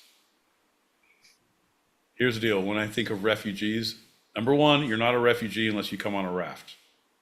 If you don't come on a raft, you at least have to have one on your person that you're willing to inflate in front of the intake officer. You have to have evidence of coming on the raft? No. It's not, and I don't think here, like the U.S. No, because we're pretty much yeah, you'll say Florida, but I think it's about if you come on land or sea.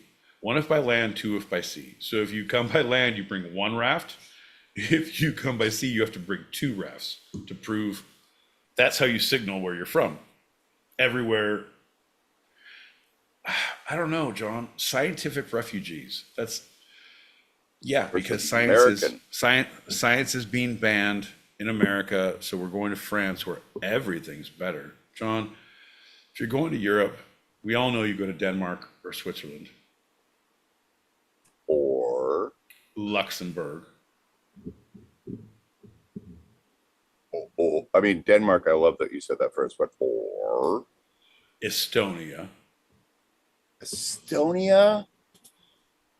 Man. Or Belarus. Here's the deal, John. I don't know if you like the show Survivor, but I do. And I think there's a prize to be won if you know how to endure. And how better to prepare than going to Estonia to work as a translator. That's right, John. I've signed you up. You now have diplomatic immunity in Estonia. Your plane leaves tomorrow. Folks, luckily you've got John a satellite phone that he's going to be able to phone into the show every Tuesday, 8 p.m. Pacific, 11 p.m. Eastern. That's right, 4 a.m. Greenwich Mean Standard Time if you're happening across the pond. And that's 6 p.m. somewhere in Estonia on Wednesday evenings. That's right, folks. So that Greenwich Meanwich sandwich time that you're talking about, where is that located? John, no one knows. And that's what we're all going to have to accept. If you like a mean manwich and you like gloves talking about pasta, you'll love this segue. So you're saying the first American scientific refugees shouldn't have arrived in France, but Denmark or Estonia or Luxembourg. Well, it's where their labs are, John. It's where their labs are. Who can feed them? Right? Scientists have who can feed them? They have a very specific diet. Sometimes they need more cheeses, and they need a lot of wine and baguettes. We were going to host them up in Canada, but we don't have any of those things. So we said, hey, you should go down and see those Frenchies. And they pushed up their glasses and put their beakers in their pockets and said, okie dokie. And they took off, eh? So I don't know nothing about those scientists. They didn't come in here. I don't know. Why you motherfuckers got to bring Canada into everything? What have they done lately? Oh. And that was our light. The trash can stairwell round. Yay! You're so good at your job, John. I want you to know, HR contacted me and they said it's about time to do a coworker evaluation sheet. I gave you very high marks. Have they contacted you about me? Yeah. Yet? Oh, they did? Uh-huh. Okay, how'd that go? So we're going on to our short. The short, everybody. I might be tell people at home what the short is. That's right, folks. Short is where John reads a headline from one single source. We don't know where he got it. God knows we don't care. It could have been from a newspaper, a comic book, or a goddamn wall on a train station. Nobody knows and nobody will find out. But after he reads that stupid headline, nope, that's not it. Nothing stupid that he does. Everything's important. You're a good man, John. You should be respected and revered. After he reads his headline that should be respected of where he found it, he's going to set a timer for 5 minutes. We're going to discuss after the top 5 minutes are up, and we are done. We are out of here like we goddamn stole something, son.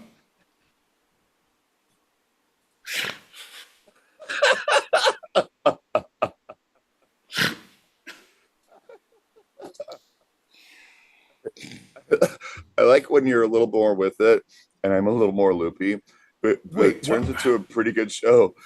What does this actually mean? I hate it when you're a little more loopy, but I love it that you're calling me with it. I'm a big fan. John, thank you. Look at me from the side. Look at me this way. Have I lost alcohol content? Do I look more sober this way? What about now? Thank you, sir. You're making me blush, you motherfucker. Ready for the headline? Yo, I'm ready. Figure skater Amber Glenn says embracing her sexuality unapologetically, quote unquote, has helped her fans. And go.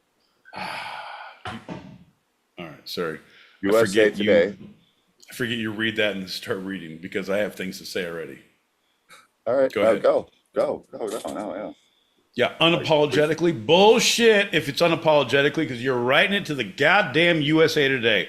Number 2, for your fans, bitch, it's for you because you are apologizing for something somewhere or it's just justifying, quantifying, qualifying. Shh. Sorry, go. Well, so she's a Amber Glenn, a figure skating champion, also a legend in the LGBTQIA community, and identifies as pansexual. The first out, like they have a flute that they have to carry with them. Like, no, more like what does that pandemonium. mean? Like you have to punch genitals when you have it? Like what is Pandemonium? No, pansexual. Like It's everything. Pansexual. no, but I thought that was like same root as pandemonium. So it's. But what is the difference? No, and honestly, like you're actually because I need to know. Yeah. What is the difference? What is the difference between pansexual and then bisexual? If you're like because of how the person identifies or they identify. Like if they're a they, I don't like theys, but I like he's and she's. So I'm bisexual. Right. But I like theys, thems, those, us's, we's, she's, he's. So it's what the fuck, bro? I get it. Like I'm trying to accept it. I get it. But in my mind, right, you look at people and you see no, I don't know. I guess I've never met, I don't know. That's the thing. It's like, how is that different? How is your personality and who you will sleep with different? Because because this one says they and this one says he, but they're both genetically males. Okay, so sleeping with a cis male. What does that mean? Who is that? Your sister? Cis. Oh, that was okay. Like you're a cis male, right? Yeah. So don't call me. You're born it. So you are. It's another way. You identify as it. It's what does cis stand for? Sister, I believe. Yeah. I think you're right. Right. Hey, Sally, you're a male. Hey, Susan, it's a cis. So one who identifies as the sex they were everything that is man, all that is good in the universe, or woman who was born woman, right? That would be cis female, right? And sleeping with or like having a relationship with a trans male. See, all right, here's the deal, bud. I get you, right?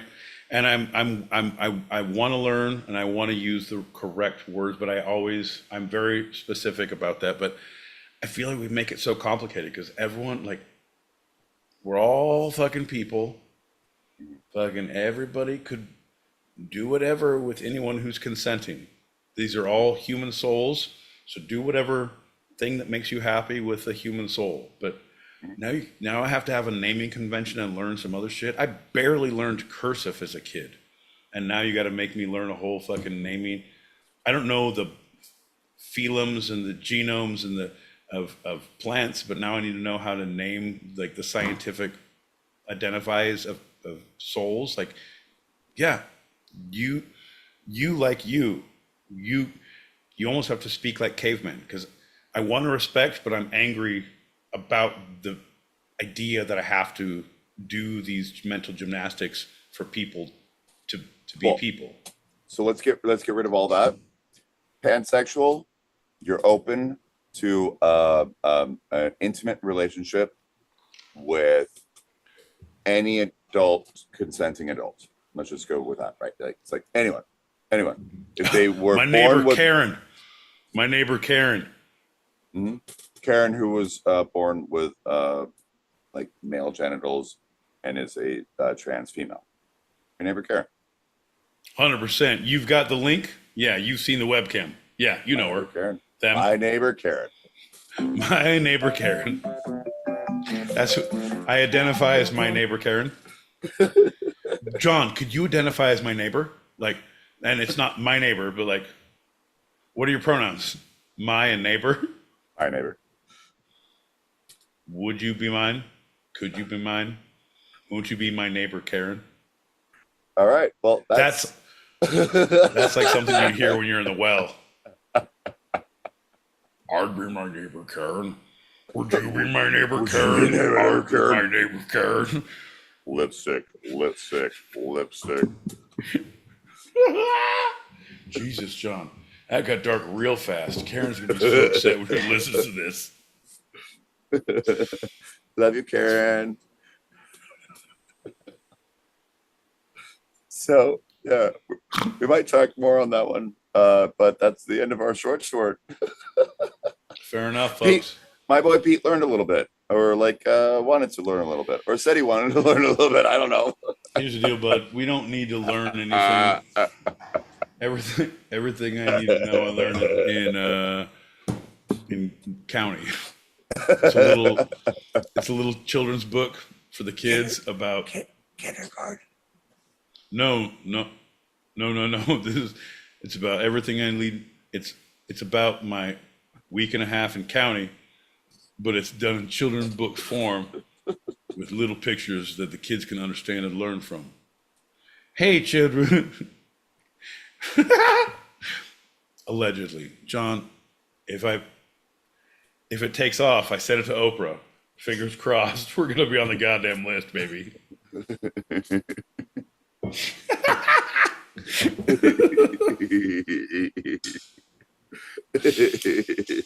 Oh, Jesus, man. My boy Pete, we have one more segment. We do have some packets. Do you want to save them for the green room, or do you want to pop them?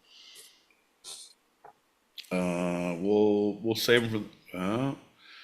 Doesn't matter. They're not going to make sense now either. So let's go ahead. There's only a handful, so plow in. Oh, yeah, we're so steeped in blood. Oh no! What do you plow into? What the packets? The next segment. Fantastic. I said there's only four. There's only four, so let's plow through. John, our communication is that of there's only four, so let's plow through, which means not pull out the packets. Right. But the thing is, the Tower of Babel was not built in a day, John. Right? Well, that's how the misunderstanding started.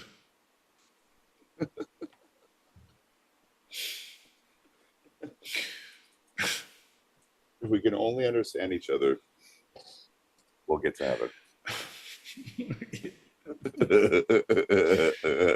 Whatever.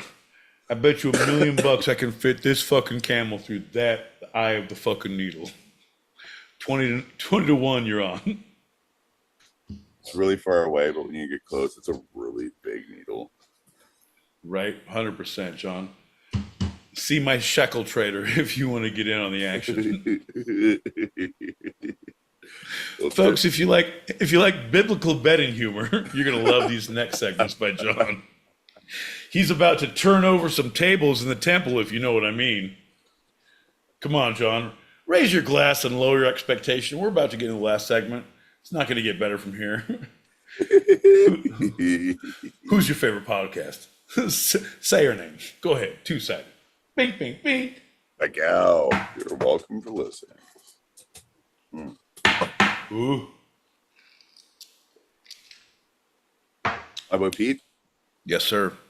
We're going to talk about the internet, part 18. Here's the deal. I think you're doing I think you're pulling all this from AI. You went in Chat GPT, and I don't think it's truly 18. I think have we done 17 of these? No. I'll be honest, John, I black out for half of the second segment. I can't be trusted with anything after 9:30 at night. 9:30 Pacific, 1:30 a.m. Eastern, Wednesdays. 7:30 a.m. Wednesday.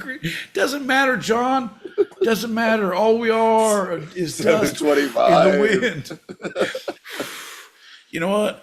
I have a timer countdown on a screen that says 11 minutes, 30 seconds. Nobody knows what we're doing. Another brick in the wall. We don't need no constellation. That's not it. We don't need no appetite control. That's not it either. Burr. It says Bill McNeil, who worked on the news radio, once said, "We don't need your education. We don't need your thought control." So the internet, part 18. There, Al, dear diary, there I was. Searching up big boobs, little people.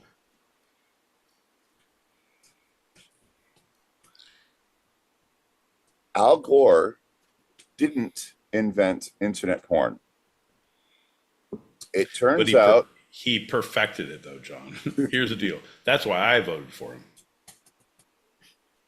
I dare you to get through this fucking segment. I dare you. Oh, John, you think you're fucking in trouble now? Ooh, Johnny boy. Johnny John. Let me tell you what we're dealing with here, John. It looks like a class 4 big old hurricane of my boy Pete coming in off the starboard bow. He's about to tip you.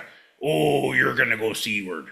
It's going to be rough. The only way is to face straight into the waves and face him head on. John, I bid you farewell and good luck, my lad. I need to go back out to the sea to stir shit up. Yar. How am I also your goddamn Sherpa, but also the sea monster? That's a book we need to write. Let's explore that as a children's story. I don't know, John. See me after for this. I'm thinking pop-up book, little fucking peacock in a fucking dinghy. Fucking my boy Pete is a monster coming up and tip of the dinghy. Fucking kids love pop-ups. I love pop-ups. I love pop-overs, turnovers, pop-tarts. I love pop-up sales. There's a pop-up vintage store. I didn't go in, but I was happy it was there. I love K-pop, except my favorite, they're going to serve in the army, but so I guess we can't. It's not a good dancey song anymore. They'll come back, John. They always come back. Al Gore didn't invent internet porn. It turns out we almost did a Groundhog's Day, but he sorry. It turns out my boy Pete was right. It was Bob Dole. Bob Dole likes his porn. If there's anything with pens involved, small pens, class pens, Bob Dole loves porn. Sources for this episode of Tuesday Night have been, first segment, the Smithsonian Magazine, Dreamily.com, Collider.com, and the Norwalk High School Bears Den. Second segment, my boy Pete, and the short USA Today. The first segment, norwalls.org, collargreens.edu. If you can't be an athlete, be an athletic supporter.gov. Second segment, fuck your couch, And third segment, C number 2. Today. Well, now it's time for your favorite game and mine. My boy Pete, what's the through line? It's Bob Dole. No, it's the Addams family. You son of a bitch. You see how hard it is? The ice Addams. skater who is pansexual, but we didn't get into the article at all. And the internet. I think we've pretty much hammered through that. So Addams family? I forgot. Addams family.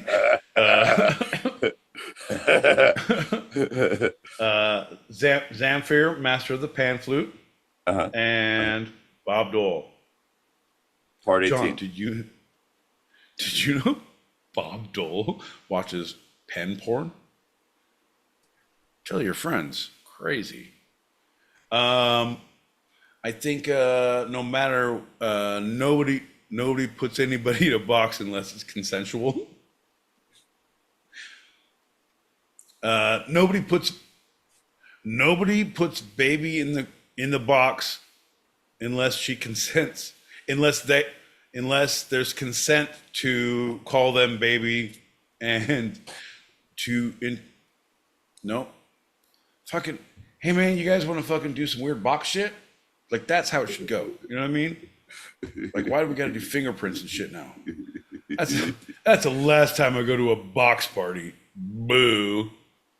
Bob Dole, you led me astray again. Bob Dole loves to be in boxes, playing box parties. Bob Dole loves boxes. John, did you know Bob Dole loves boxes and porn? That's right, my boy Pete. Sometimes it's okay to be creepy and or kooky.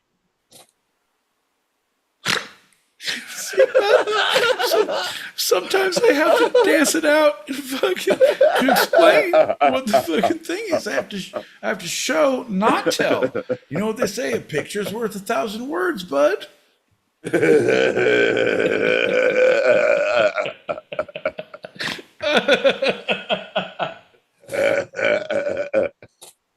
Before we get out of here, Pen.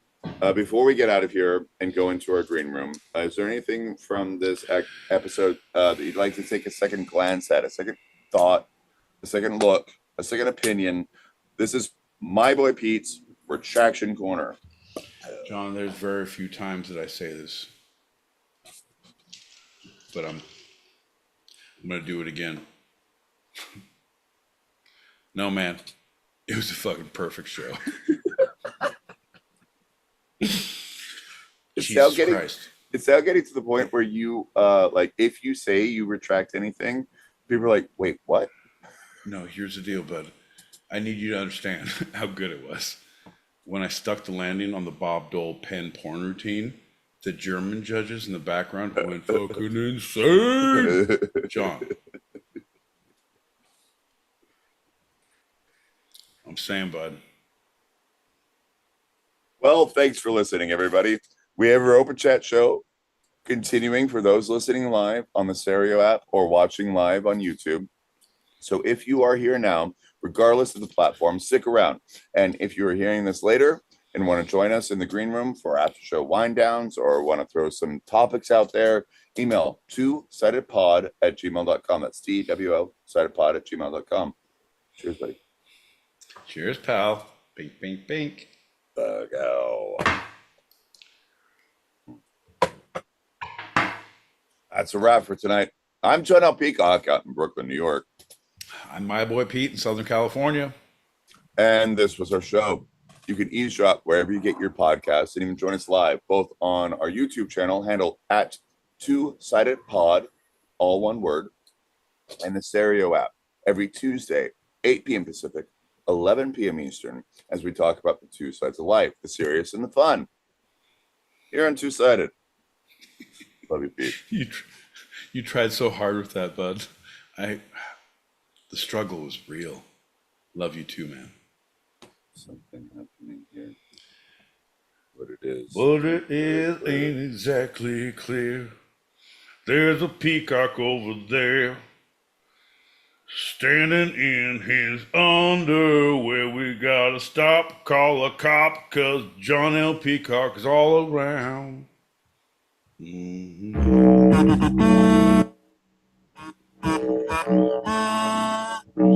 That'll work too.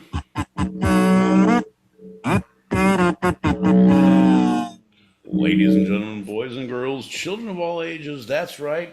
We are now officially, John, you don't even have to go. You just have to jump out of the stereo and you can stay here in the green room. Hold on, let's try it again. Ladies and gentlemen, boys and girls, children of all ages, that's right. We are now officially in the green room. John L. Peacock has dropped out and we can talk about him freely. Holy shit. I don't know if I've mentioned it before, but it was touch and go there for a moment. We barely stuck the landing, but when we brought it into ground, it was okay.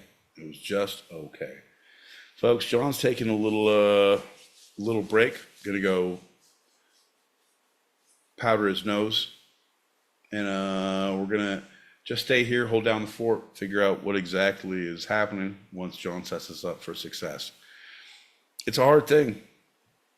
Oh wait, you gotta wait for John. That's right. I have to watch. I have to let him in. You know what? For once, I have the power. That's right, John. You gotta fucking come to me. Oh, who's in charge now? All right, fair enough. I'm pretty scared. I don't want to run. I don't want to run this shit. I'll be completely honest. If it wasn't for John. Quiet. Ladies and gentlemen, the man of the hour, the ginger with the power, the host with the most, that's right, the peacock with the meacock. That makes no sense.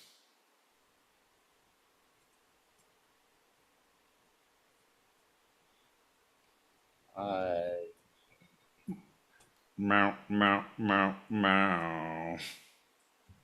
What's up, buddy? What makes no sense? The world in general. I'm glad that you don't listen to anything that goes on. Why don't you set us up for success? I heard that. Some packets to pop. All right, you need to give it a star. I don't need to do anything. John, I feel like I don't feel like you need to go anywhere. I think you just...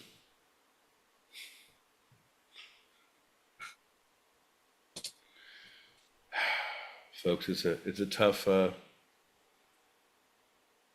it's a struggling uphill battle when John doesn't put together the, hey bud, put up your thing, yeah? The logo? All right, fair enough. That'd be good if you did. All right then, how them doing, my boy Pete and my boy John? Okay, on Tuesday, how you do? All right, man.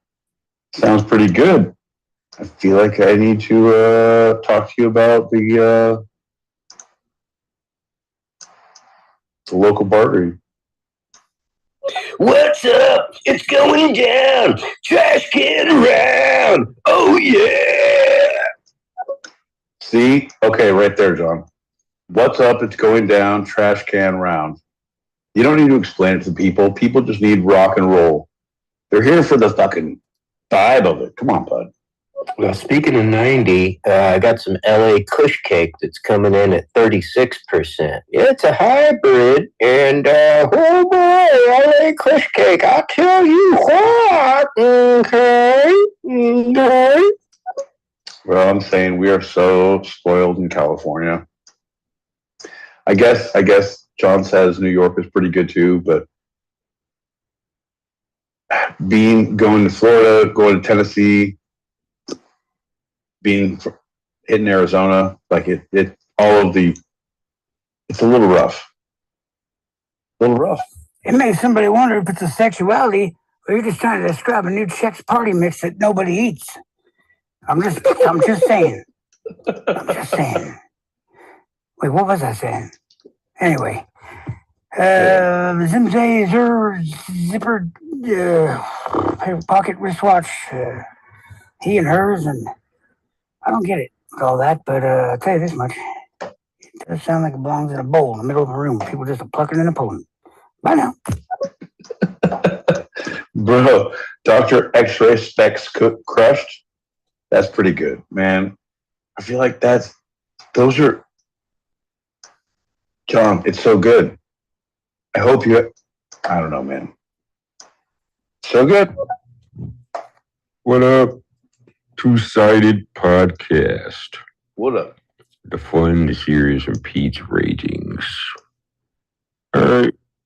You guys are funny. I'm going to be tuning in, so there's some positive vibes, some positive energy. Look up in the air, look up in the sky, your new favorite comic book guy with that voice that is oh so fly. It's popping, y'all. Better give me a follow if anyone out there is interested in comic books on, mental health awareness.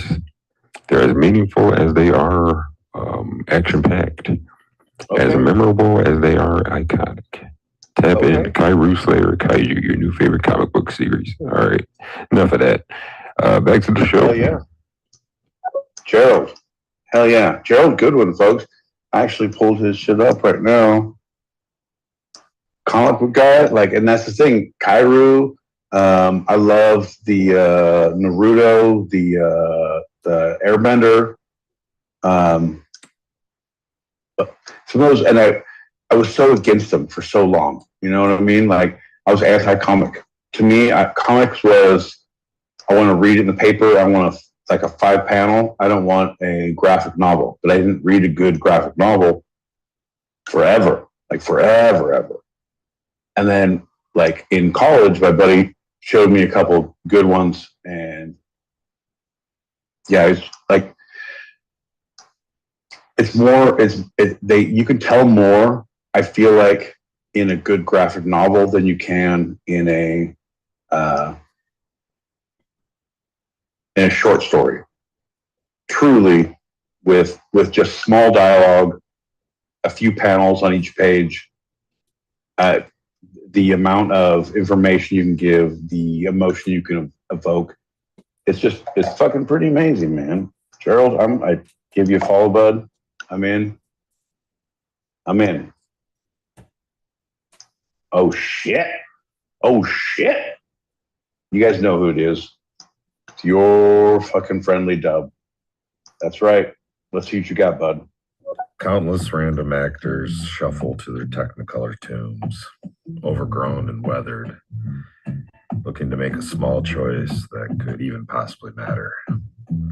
A welcomed sunset, a teary-eyed, lonely sunrise. Keep dressing it all up, but it's really no surprise. To say the only prayers are thanks and wow. Although we're just arriving, let's just say bye for now. Fucking Dub, man. Bro, it's good to hear your voice, bud. It's always good to hear your voice. Your shit is just, to me, it's inspirational. Some of the things you bring to the party.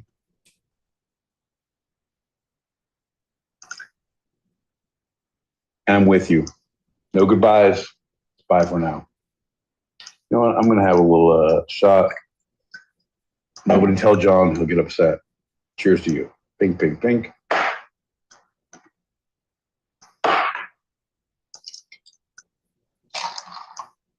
Oof, adios mio. It's a rough road we traverse here in the Two-Sided in the green room. Folks, we're in the goddamn green room. Help yourself to hors d'oeuvres. There's cucumber sandwiches over there. There's some 7-Up with rainbow sherbet, I think. Yeah, just make yourself at home. Things are can get a little weird if you're not already aware of that. Goddamn, I'm telling you what. I have someone to possibly, if they're still around, to come in and just have a little conversation and a little chat. If it works, I'm unsure. Timing is everything. And you know, time zones are bitches. What are you going to do?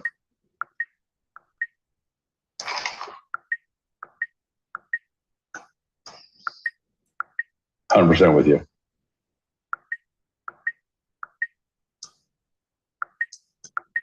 Folks, here in the two-sided, one of the things we like to do is technical difficulties is aggressively focus on shortcomings of our staff here. So what we have done is we all have, we fired the staff, and the ones who came back, we've used the fire hose to get them back away. So everything lies on John L. Peacock's shoulders, as you know, as it should. So I have this here. I have 3 minutes to fill, and I want to fill it something pertinent, something progressive, something understated yet fancy. So what comes to mind when you think about that? Well, only one gentleman. Ladies and gentlemen, dubbed to the party. My, I'm humbled, honestly. Baz, my good sir. How are you? You got, you know what? Your plumage is in rare form. That's another day in paradise, my friend. I'm saying that, you know, it's always, you come into Tuesdays and it's John always does the recap. How's your week going? How's it going? And I have to think about, because the weekend is a reset. You know what I mean? Like you always reset. So Tuesday to Friday, bro, let me tell you some shit. But Friday, Saturday, Sunday was a reset. And when you get your reset, like, oh, dude, money's not bad. You forget. I was like Annie in the orphanage. It's a hard knocks life. Fucking gruel for dinner, gruel for supper. Yes. Bro, hear me out. Let me tell you a story. I went to June Lake this weekend up by Yosemite. And I married. Okay, I didn't marry. I'm an ordained minister, so I conducted a ceremony. Couldn't think of the word. First one? No, this is my second. I've done two. So I've done a third. I did a re whatever vows. I'm like, that doesn't really count. Like you're just trying to prove something to the community. I get it. Shit went astray somewhere along the lines, and now we're like making a statement. I get it. Right. So, but yeah, so 2 real ones, 1 fake one, and bro, it's just, I'm telling you, I'm thinking it's a new goddamn business opportunity. I know people who take photographs. I know people who cook. Rev Love, REVLUV. You know what I'm saying? That's what I'm talking about. Because people Can I read you a little snippet from Neil Gaiman? Please. This was at the heart of the first one I did for one of my dear friends, him and his wife. That was it was in October of 2020. So it was a tumultuous year. And this is how we ended it. But this is how I started it. Here we go. This is everything I have to tell you about love. Nothing. This is everything I've learned about marriage. Nothing. Only that the world out there is complicated. And there are beasts in the night, and delight and pain. And the only thing that makes it okay, sometimes, is to reach out a hand in the darkness and find another hand to squeeze and not to be alone. It's not the kisses, or never just the kisses. It's what they mean. Somebody's got your back. Somebody knows your worst self and somehow doesn't want to rescue you or send for the army to rescue them. It's not two broken halves becoming one. It's the light from a distant lighthouse bringing you both safely home. Because home is wherever you are both together. So this is everything I have to tell you about love and marriage. Nothing. Like a book without pages or a forest without trees. Because there are things you cannot know before you experience them. Because no study can prepare you for the joys or the trials. Because nobody else's love, nobody else's marriage is like yours. And it's a road you can only learn by walking it. A dance you cannot be taught. A song that did not exist before you began together to sing. And because in the darkness, you will reach out a hand, not knowing for certain if someone else is even there. And your hands will meet. And then neither of you will ever need to be alone again. And that's all I know about love.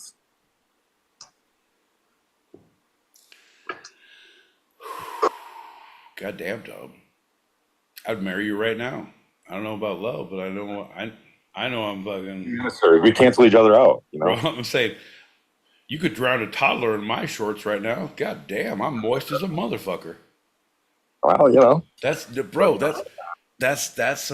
is some good shit. I went, see, all right.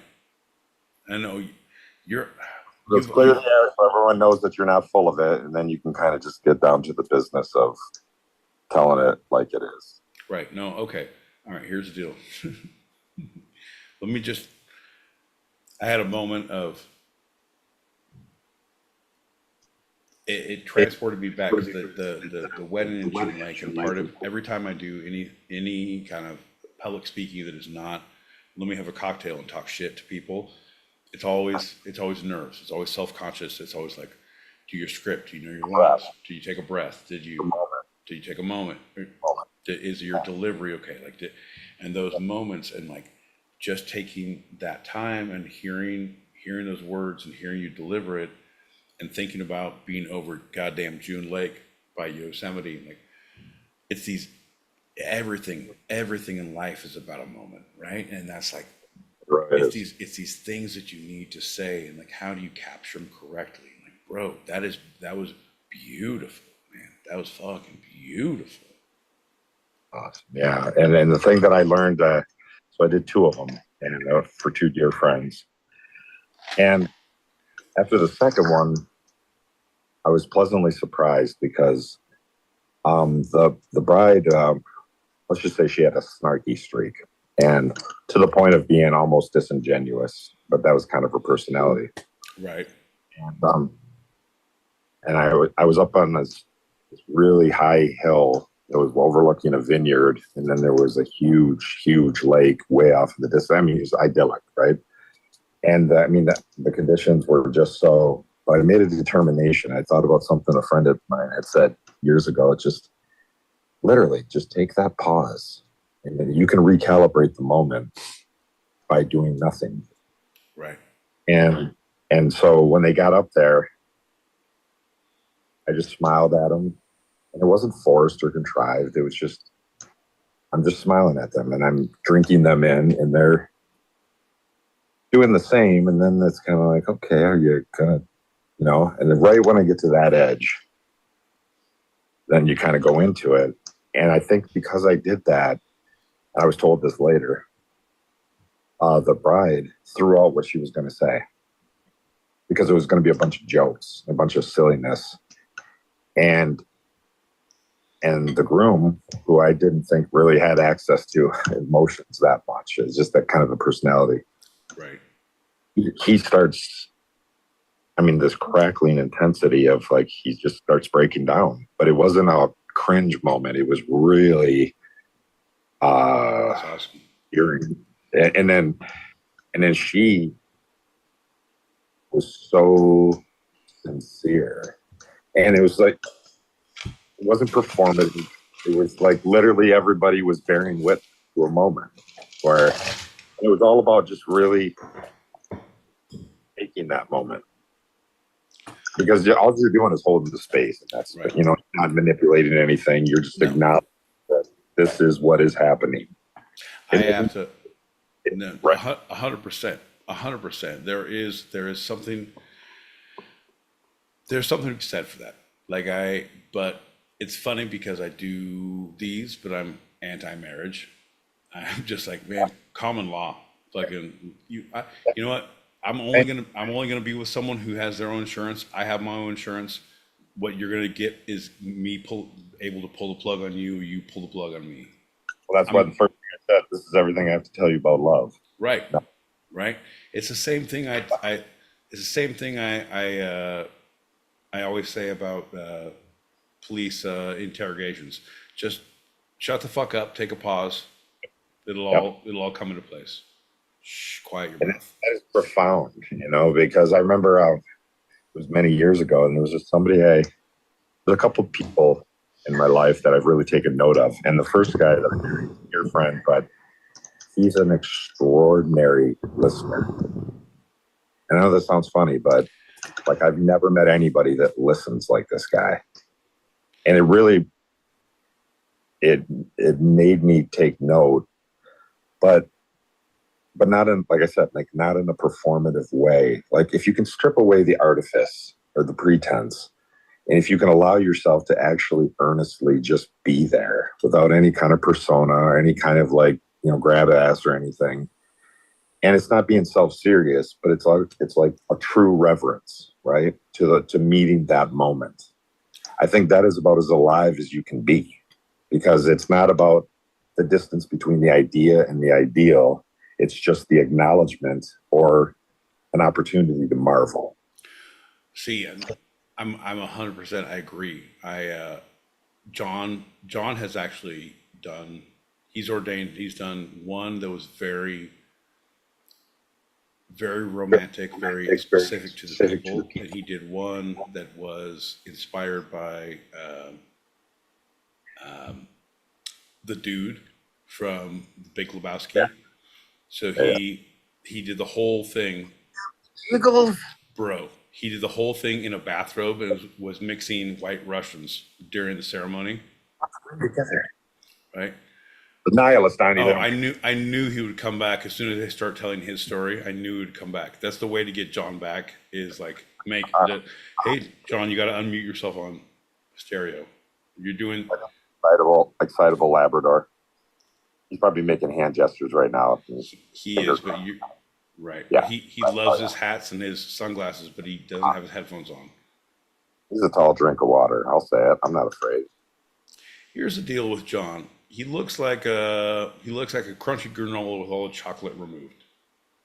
Yeah, but there's a sensuality too. Yeah, but he looks like a Patagonia model who was fired 6 years ago. Somebody that just lives out back.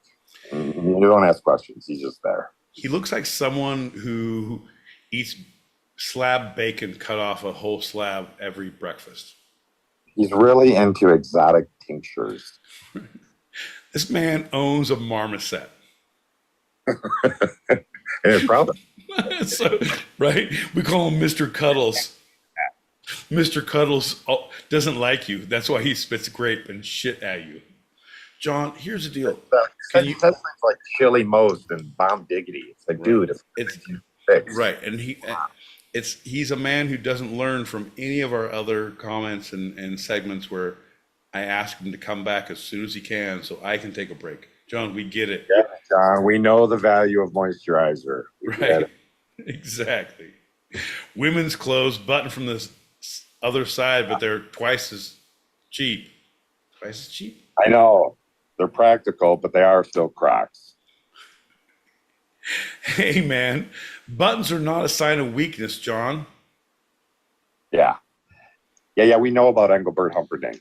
It's not a revelation. Okay, so, Dub, this is now becoming your show, so I'm giving you a star because John won't come in. I need you to put the headphones on because you're echoing in a big room with a stupid hat. I need you to please do your work. Come from the ledge. Come from the ledge. The headphones on, Dub will not be heard on YouTube. So that's the reason why. Right, but that's what we're. So I'm going to go away, but do What your. My boy Jesus Pete. Christ. What would No, Charles not you. Here's the deal. Well, Riley do? oh, I don't know. Here's the deal. Ooh. They said center. They said center square. I said, Not me for the topical reference. who's a square now? Jesus Christ, bro. We're trying to make a new image for ourselves, and you're pulling us back. Every time I get back, Dub pulls me back into the bullshit. All right. Might as well do your Paul Lynde. We're already here. Come on. Shh, you got to quiet your mouth. I have to take a small break because John needs to do some heavy lifting. John, you're not the man in black. You're the man in stupid. Just don't. I miss you already, my boy Pete. That's why you were echoing. Silly man. Silly man. Thing about silence. I done come in, waited a little bit for anyone to just say their piece. You know who was really great at that and really promoted it? Goebbels. Oh, that's a seamless segue. You always got to crowbar that into the conversation, don't you? This is an obsession now. That's the propaganda machine that Goebbels created. He was a genius, obviously. Oh yeah, for sure. Really helped Hitler.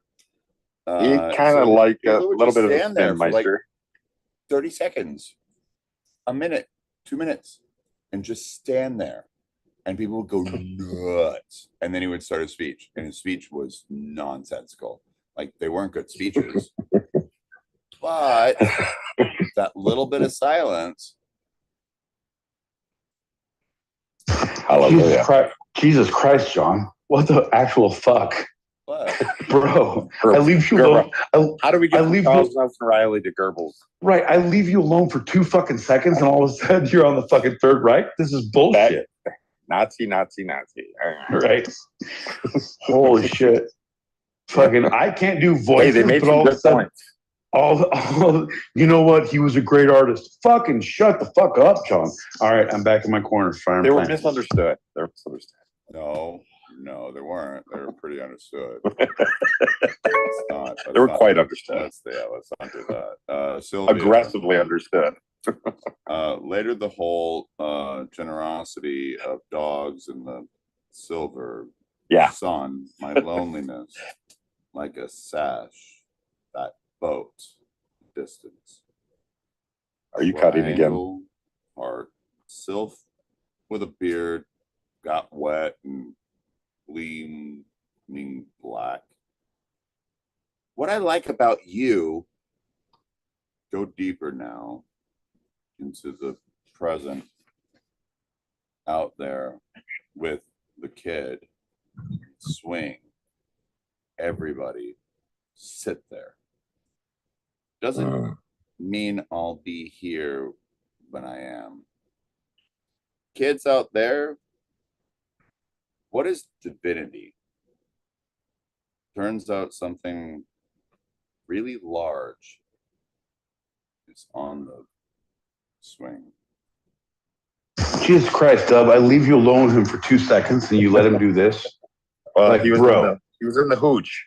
He's been in the hooch. Like his whole thing, like fucking, we call it the Schmidt house and he went to the shit house. What are you doing, bud? Yeah. Hey, we can all hold up books to the camera, but it doesn't make it right in the world, you fucking goddamn crackledart. Oh, no. Her? No, I know her. Like, I've talked He's to exploring her. the space. Right? Wow, he really fucking chewed the scenery on this one. Hey, bud, your hat fucking looks good. Who's your fucking publicist? Fucking found it on the street. Of course you did. Look, of course, John. Hey, if I gave you $5 to name one person who picked up shit from the street and brought it into his house, what? Give me a name. Oh, this hat barely had any lice. John L. Picard. These bed bugs were on their way of dying, so of course I took the mattress. John Flynn. Jesus. I don't know how Brooklyn works, John, but it's not like the fucking human race. You're an animal who must be put down in the street. Holy fucking balls. Can't take the Schmidt anymore. Right? Kimmy Schmidt. It's a hard road to stupidity. Are you Schmidt me? No, I don't like curse words, Dub, so no, I'm not. You can say shite because you're super excited about British culture. I didn't say that. You said spotted dick like 7 times in the show. That is in the show over the past 4+ years. No. I meant once tonight. to your gynecologist. The show. You said I think spotted dick. All right. So right. So you ever have spotted dick? Show me. Here comes the peacock.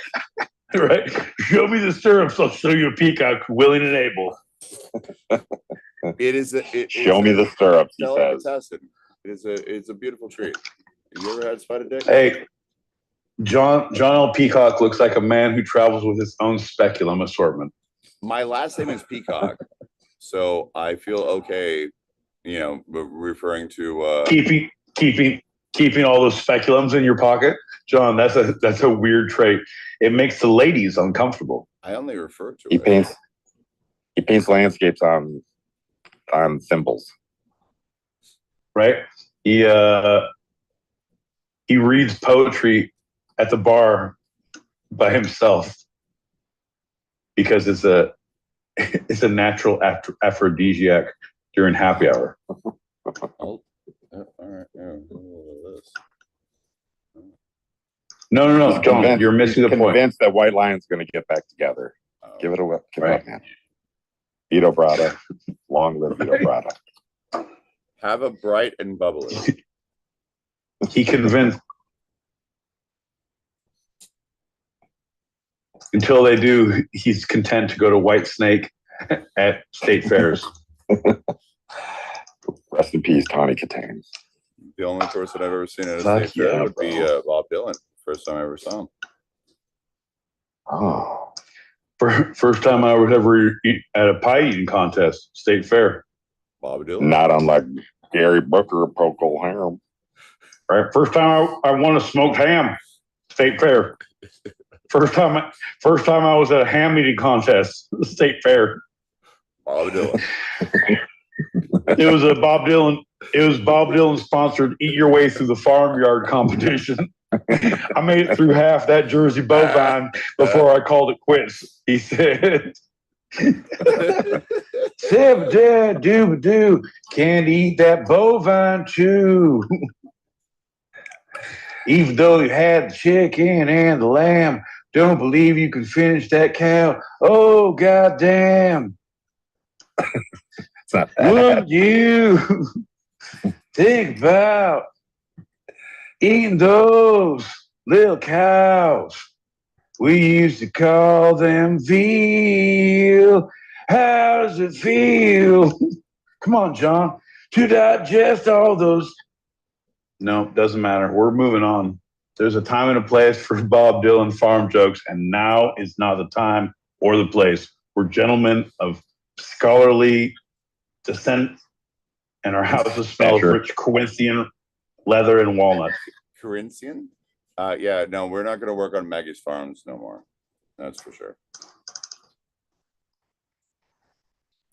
For those who got it. Or old McDonald. Come down. Hey, fine. Yeah. Ooh, ah, ooh. Thanks, Billy, Willie, Eddie, Jimmy. We'll never forget your name. Old. Oh, what's face? Stevie.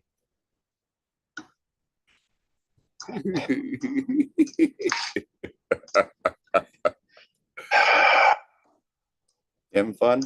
I stand on the hill, not for a thrill, but for a breath of fresh kill.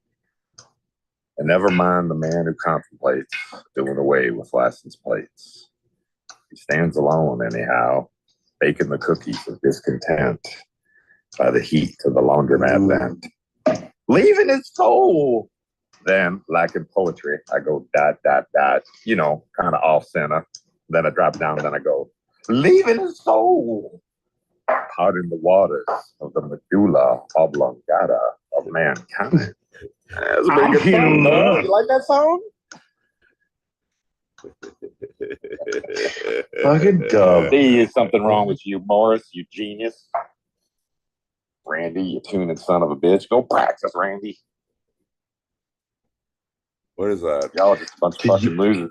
I'm the only chainsaw bitch here. Some call it a Kaiser blade. I call it a sling blade. I call We it ain't got no parental fucking band. I call it parental abuse. I like to put mayonnaise on my French fries and sling braids through my stepfather's neck. What? Folks, Dots go where I say they do. Spoiler alert, he kills his stepdad. And he's a country singer. Oh, the man in black, John, makes me want to take a Kaiser blade to your neck. Not fucking for any specific reason, but just to, I love that movie. Those sweet Don't do it. Whisper. Jesus Christ. Oh, we got some comments down there. Dub, I have to ask you, you have to. Taza, my man, this is the aquarium hobby. Here's the deal.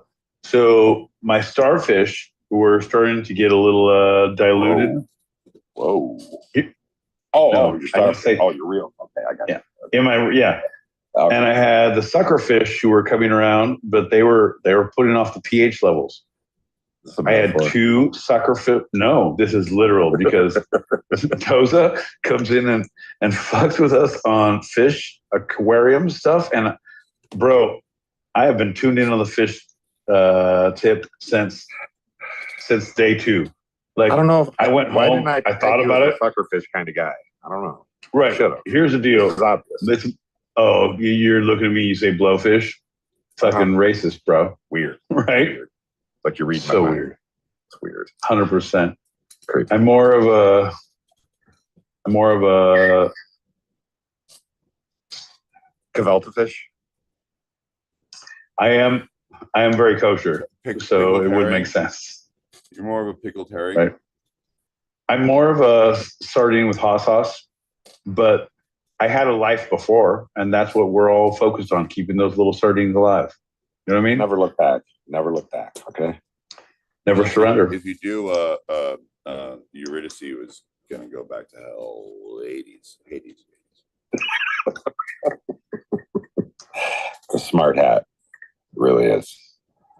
It's more of a stupid hat, and that you're saying smart makes me angry and want to hit both of you, like the Three Stooges. So Violence is always the answer, I find. here's the deal: as long as it's comedic and done in the Addams Family fashion, I think we're all good. It hurts me more than it hurts you, I think. Right? Pugsley made it through the nail bed of terror. I think you both can do as well. You're right. Put them in the Iron Maiden. Awesome. Execute them. Oh, bogus. So good. Let's all raise our glasses, John, and raise your eye line. Yep. But I need you. I'm not sure what you're doing, but I need you engaged because remember we're going to talk about this later. Hey, bud. Yeah, I know. I'm not just a floating head. All right. No, I know. Dub, cheers to you. Yes, sir. Bing, bing. Look out. Cheers to you, Dub. What's your conditioner plan there, my boy Pete? Your hair is luscious. Let's just say it. It's luscious. Well, John, it really is. Really nice. John, I think it's maybe it's Maybelline. Maybe it's maybe it's Maybelline, he says. Maybe Non-committal. Interesting. Go all in. Maybe it's beer and pig fat. Maybe it's what I do is I get a 2-gallon bucket of pig. Yep. Red dye number 5, yellow number 6. Riboflavin. Blue bucket of pig blood. Yeah. I pull it's called the carry skin conditioning routine. What you do is you slaughter a fatted calf and harvest the blood. Why? Because you're going to need to take a shower later. Moving on, ladies. Beauty doesn't come quickly. Flash. The iron in the blood is really soothing on the skin. It's just a natural moisturizer. And Pete, we have 2 packets, and the condition we're in right now, all right, you can pop it without me doing anything. You are Iron Man. More copper than anything. It was me, Austin. It was me. I suspect as much. It's always No, I mean, he has a point. There's reasons that Hitler got as powerful as he was. Goebbels was actually really smart. And it takes a person to like, hey, read this motherfucker, know what he does, and like recognize them motherfuckers when you run into them. Because they gonna be up to some dirt. Yeah. That's what happens, Peacock, when you bring up Goebbels. See, but the thing is, I guess John's wanting me to make the connection. I'm going to go ahead and do it because it's the fucking elephant in the room, folks. John, you're the Goebbels to my Adolf. That is so sweet. I have. You had me at Sig. You had me at Sig Heil. It was actually Liberty Freedom. John, when do you stop living up here and start living down here? What are you pointing at? Yeah. I'm so glad that both of those hands went out of frame, my boy. Everybody who likes to masturbate, raise your hand. I just shaved them. Your hands? My hands. Like gorillas in the mist. So are the days of our lives. Yeah, I was called our entire cast was called Goebbels, and then the person quickly said Goebbels would be proud, and was quickly escorted out of the audience. But yeah, I was called Goebbels in public during a you have a pet Goebbels? No, but this is, remember when I did the preliminary that John can't stop name dropping? This is where he couldn't. Hey, a man doesn't wear a hat. A man doesn't wear a hat like that to a green room without something to say. John, do you want us to tell about your cast being called Goebbels and the man escorted out, John, because you dropped that fucking bomb in a room? Folks, here's the deal.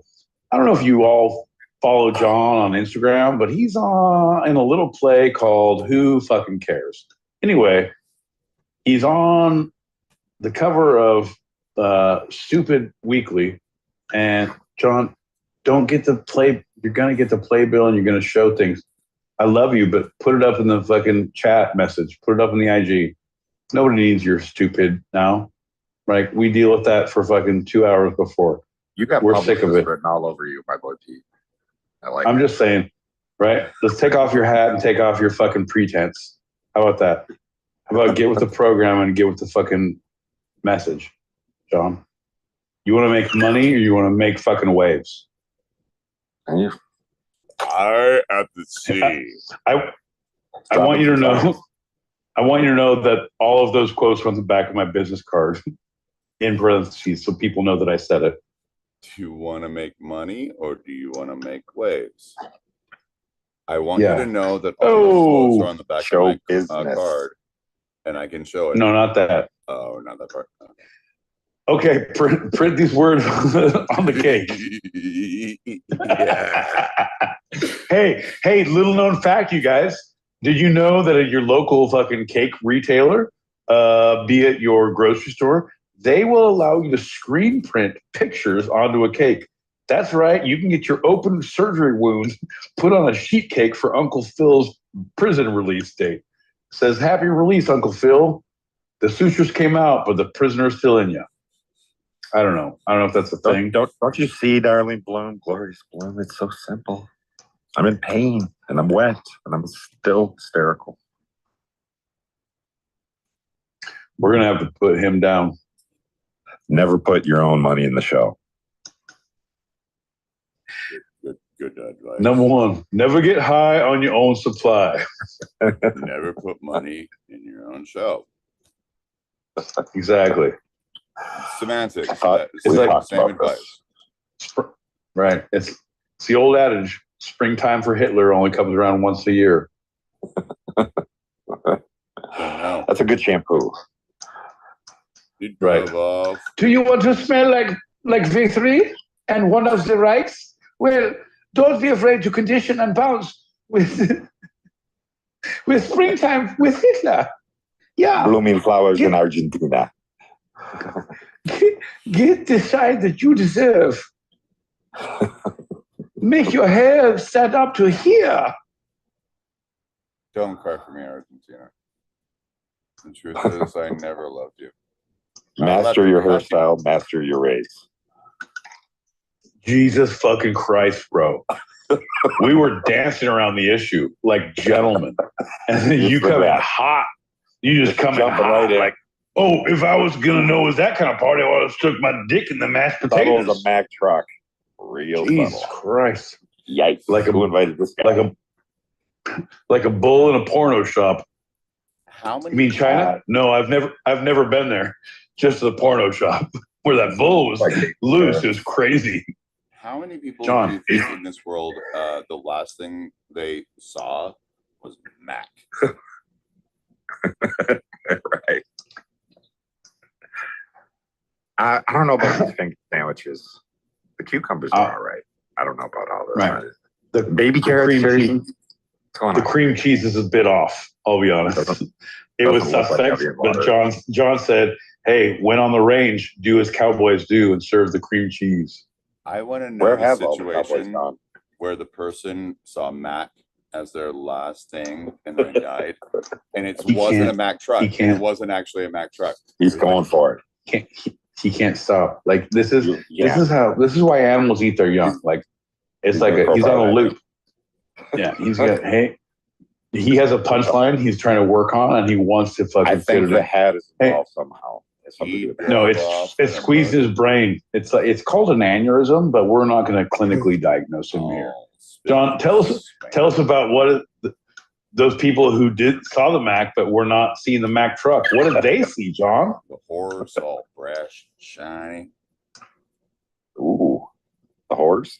He drove off, clicking his tongue and waving his hip. I remember quite well.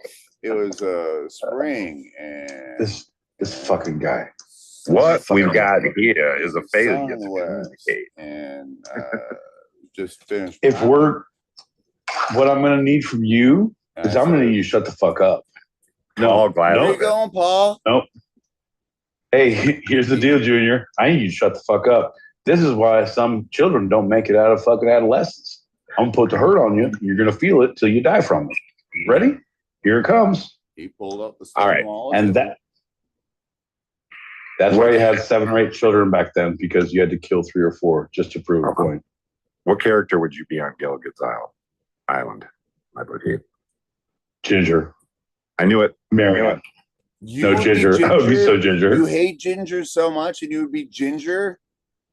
No, her name is Ginger. She's not. She's a movie star who needs to be adored, John. He wants to have the top of tape, John. Don't ask questions. Yeah. Here's the deal. He wants to mince about. Who would he be, Deb? He would be Thurston Howell. You would be that? Yeah. Oh, me? Oh, I would be I would probably be the professor. Let's be honest. Yeah, I think he'd be the professor.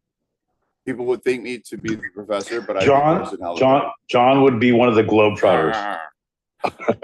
Curly? Curly. Hey, you're the bald one who does good ball tricks and dribbling. You fucking drungo. I love his ball tricks. When the Globetrotters both got stuck on the island and somehow got off the island while the 6 couldn't do it. Are you talking about that? Washington Generals. Right. When everyone looked at him and said, "Juggle these balls," and that's not it. Then the party got weird. That's not it. Right. A different kind of figure. Millions of dollars. The worst. Lovey. You're more like I was gonna say you're more like Lovey. You're just unaware of what's happening around you. You just fucking show up with fucking big old cowboy hats or fucking moo-moos. Why don't they put some effort at getting off the island? Her name is Right. Andy. With all your money and all your hats, I feel like you would have resources, John. I know your high tech coconut systems are impressive, but come on. It's a shame that the professor and Marianne didn't get actual names in the credits until the second season. She was spunky. She had that grit and determination, though. Dawn She held on. Wells, freaking, she's fantastic. Classic. That was a good run of shows that era. Green Acres, Petticoat Junction. My grandmother, the park. Petticoat, right? I if Dream I say of one Jeannie. word, you know the whole Green Acres theme. I bet. Green Acres is a place to be. Clean living is the life. Clean living is a place for me. Land spread Darling, I out love the you, but fun give of me life. Fifth Keep Avenue. Manhattan, give me that countryside. New York Here's the is deal, where folks. I'd rather stay. Oh, there you go. If you like Zsa Zsa Gabor jokes, if you like big Ava dumb Gabor. gingers with big black hats, if you like any Gabor jokes with any stupidity, do I? Slapping meter maids. Arnold the pig. I'm going to send John L. Peacock's personal contact information to you. Because if you show up on his doorstep in Brooklyn, New York, dressed as a pig, I promise you, soup's on.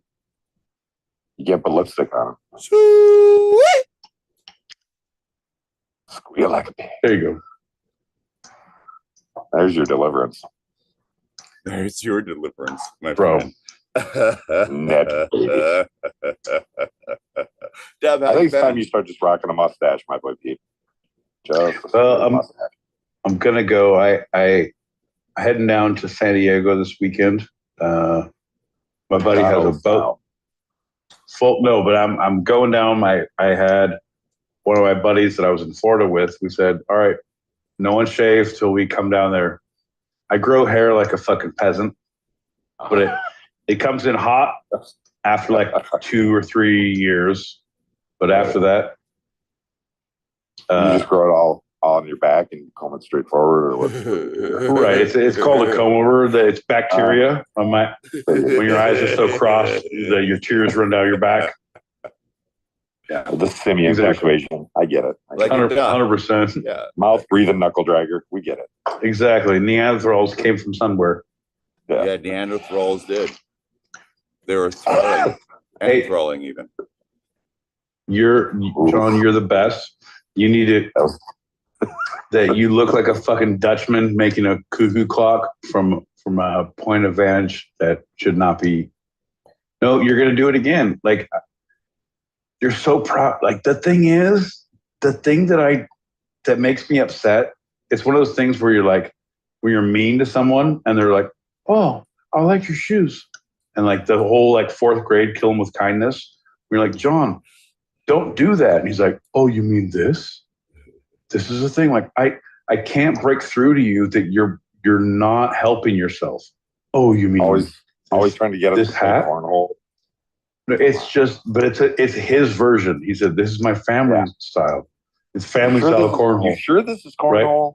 Right? I don't. Yeah, when you're here, you're getting cornholed by the family. He said, "I learned it from watching Buca de Beppo." That's on the family crest, right? No, the family crest is don't touch it. You're gonna get greasy. John.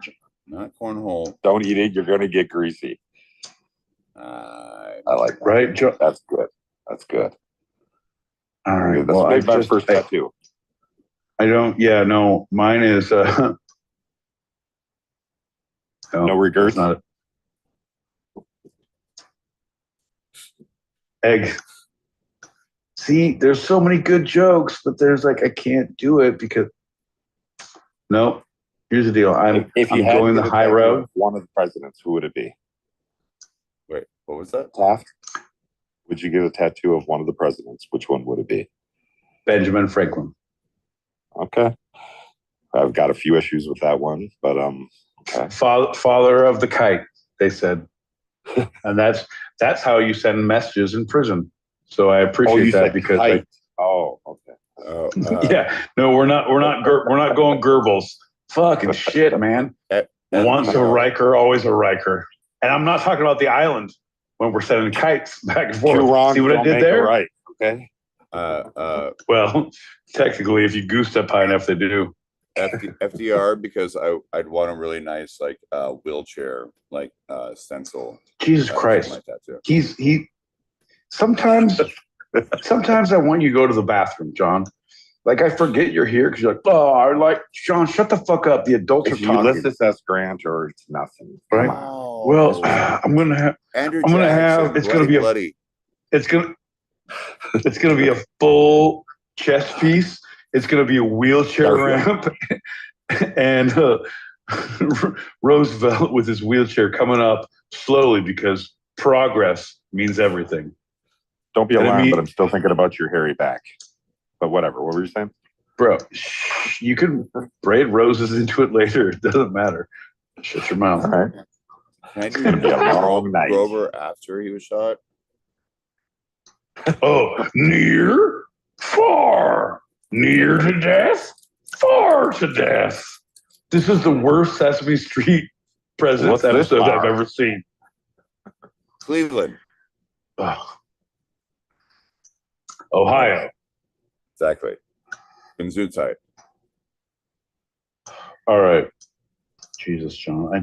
The one that tried to argue with me that the synthesis of animal protein was actually worse than the breakdown of protein than plant-based meat. Plant-based? I like that. Well, it turns out the world is your oyster and you're no longer allergic to shellfish, my friend. How are you guys doing? So I'm in sales, and my boss asked me if I wanted to be a top performer or a bottom performer. Whoa. Guys, did this guy just hit on me? I mean, is he using his position to ask what my favorite one is? Right here on stereo. Bro, here's the deal. Next time you're inside him, take the time to ask him some questions. Right? Or that's the quote of the night time, right there. That's the poll. Or next time he's inside you, take time to ask questions. Where do we stand? You mean officers, you know what? Right? It's poetry in motion.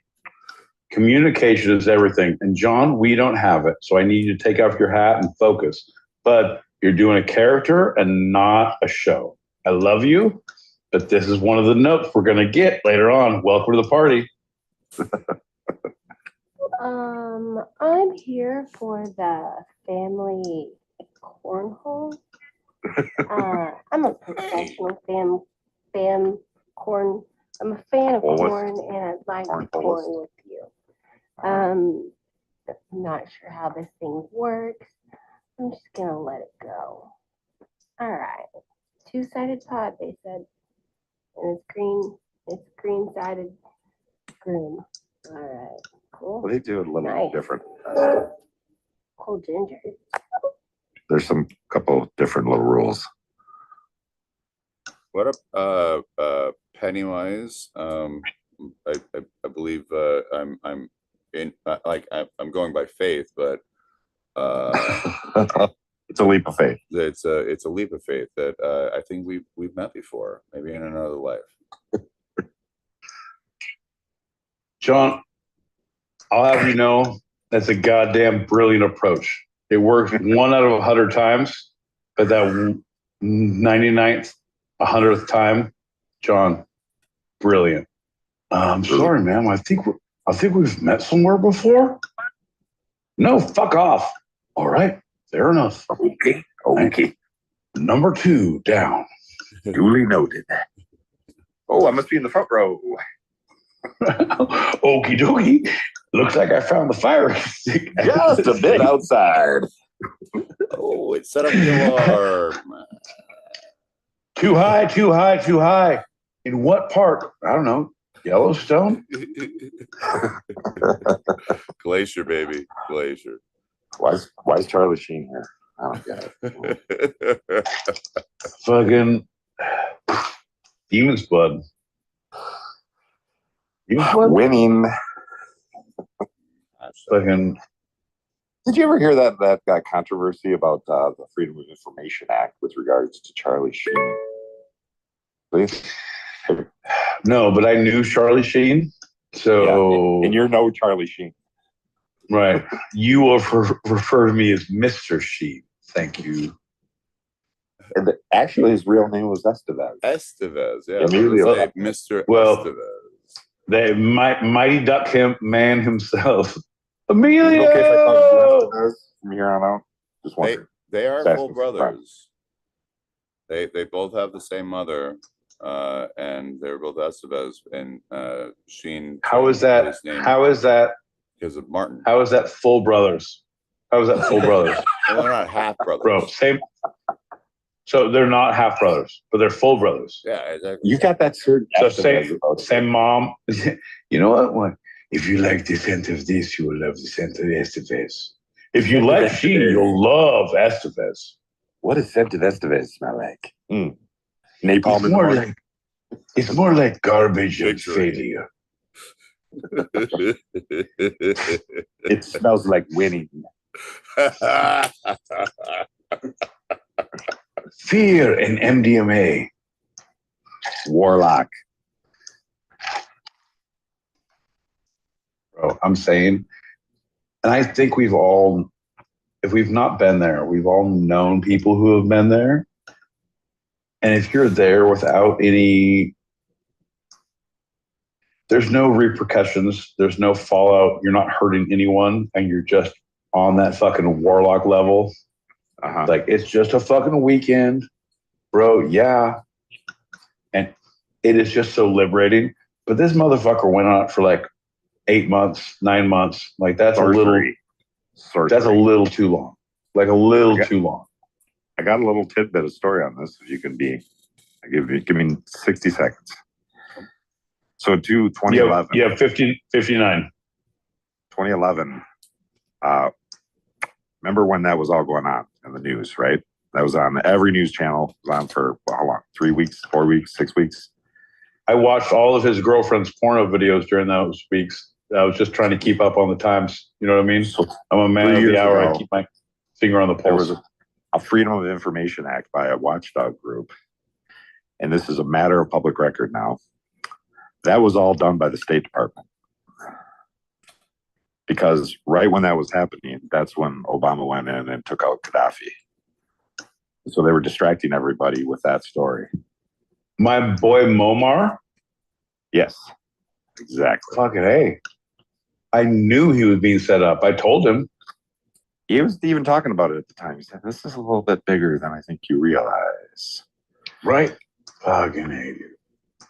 It's the fourth estate has been co-opted wholly by the State Department long ago. It's perceptual management. Oh, bro. I don't think that we have any doubt of that. I think at this point it's like, all right, where do you want to be? Do you want to be an aggressor and like, let's fucking Mr. Robot and fight the system? Do you want to be a normal citizen who protests? Do you want to be a normal citizen who does absolutely nothing? Like, yep, we're all fucked. Ain't gonna happen till I die. Do you want to go on the other? Do you want to go on the other side where you're like, hey man, fuck these kids. Let's finish this off. Come on, Amado. Got these by 4-3. Here's what's going to happen. Fun. I'm going to overhear the thing wrong. And I'm going to have to sleep somewhere else tonight because Mr. Roper heard it wrong. Who did you like better? Did you like Mr. Furley? I was a Roper guy myself. Furley was okay. Norman Fell? No, actually, no. One bullet in his pocket. I have to now because now at this point in the night it's 11:10 Pacific. These are the big after questions, this, my boy Pete. What do you want? Where do you come from? What is your favorite color? Green. No. Blue. With the kisses are hers and hers and his Susan. Here's the deal. There's no way that he would have not fucked his way through that apartment. Or at least there should have been an episode of him awkwardly trying. Like a drunken encounter of a thing, but of a real drunk. Like, I know they had the one. No, what it would have been is They're the two. his friend who always came in. Hey, Larry, hey, when are we going to get Larry. some ladies? Hey, Larry. From the fucking he had a lot of body hair. You can relate. It's at the tip of my tongue. The name, the Paddington, the Pugly, No, the Pugly. No. What's the name of the pub? No, Dynasty. Wait. Nope. The name of the bar they drink at. Nope. Cheers. Fuck. What is it? Oh, now you remember it's a Dudley Do-Right. It's the name of a dog. It's the name of a dog. It's about a dog. King Charles. The hounds. We don't call it a doggy style. We call it the hound's way because we're classy around here. We fuck the Pekingese. Sorry, that's just a little dog fashion. The Regal Beagle, right? The Regal Beagle. The Regal Beagle. See, I fucking knew it. I wasn't so far off. Larry. Just when you think I was off. Leisure Suit. Yeah. Leisure Suit Larry. Yeah. Hey, what are we gonna go? Hey. I'm supposed to be gay. Stop doing this. Stop trying to make me all straight. I'm closeted straight. Deeply closeted. Uh-huh. Deeply closeted. Oh. I thought we were just talking. Fantastic. Forgot what we were talking about. Norm Macdonald. Alan Rickman. Yeah, exactly. Two-sided podcast. That's what I was going to say. It's like, what were you saying, John? Ricardo Montalban. The plane. Tattoo. John Lithgow. So, okay, hear me out. Let's talk about this for a second. Hear me out. What do you think about? That's bullshit. If you pop up in a cornfield with a hat with a tag on it, I will punch a bitch in the face. Here's the deal. If you hee-haw, okay. Yeah, if you hee-haw me one more time. All right. So what do you think about the worst? There's been so many remakes of old TV shows that are new TV shows. Fucking Papo Zizou. No, you motherfuckers. If you listen to the goddamn, we got Ray Stevens. Louis Donovan. This fucking guy. It's like, oh, it's from a different world. It's like Alfonso. Who? What's the guy's name? Remember? Luis Gutierrez. I met him. Carleone. Yeah. There's a oh, you come to me at this time of my daughter's wedding. It's a Luis Corleone. Luis, your glasses are so. I wish for you glasses to slip up at any point. Oh, I'm so happy for you. Get out of here. What about Dale Earnhardt? Here's the deal. That guy drove fast and hard. Not very well, but aggressively fast. Right? What about John Williams? Remember? He also died in a car. Very. Did it say Mac on it?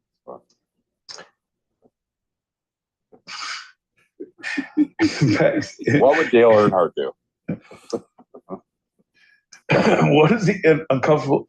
Now I can't think of it, John. This is when I know I'm drunk. When I can't think. Having sex in an uncomfortable in the uncomfortable position. Oh, you mean the back of a Volkswagen? That's right. No, I mean Dale Earnhardt slamming into the fucking fifth turn at Talladega.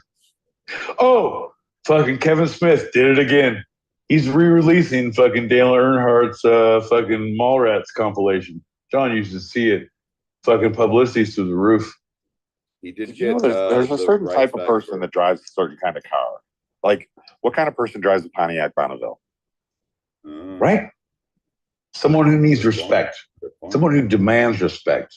Here's the deal. You know who my father is? Because I'm asking questions. Pontiac, bringing you all the questions with none of the answers. Like a Pontiac Firebird. Who drives a Pontiac Firebird? What's Right? the archetype? Hey, what about a fucking Dodge Neon? Hi, your logo makes me want to punch all of you in the face or face. But it I don't says know why. have a big shipment in the trunk. That's what it says. What about the Nova, which is no go? Uh-huh. No. Right. Chevy Nova. Nova? Chevy Nova? No, the Nova, because that's an old school. It's a rebranding. It's a reproduction of the old. What about the a Nova? Pacer? It's a Galaxy, a Pacer. That's like because that's a. It's like All a. glass. It's like all the time. it's like a. It's no the Pacer. That's the horse that was the fastest that you have to kill after to sacrifice What the about horse the god. Volkswagen Thing? The Thing. That was the Thing. Oh, the Thing. That's what attacked the body of the horse after you bled it for the horse gods when Gremlins. they won the Pacer. Gremlins. That's what happened.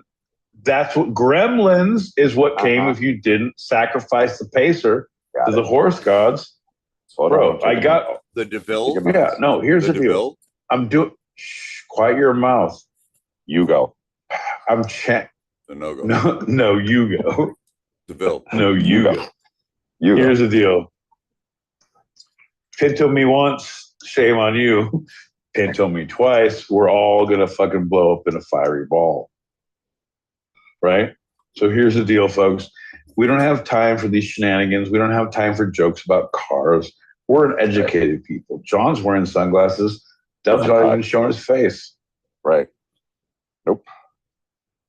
Here's the deal, because can we, John, can we pull up a third? Right. Did we get the Dub?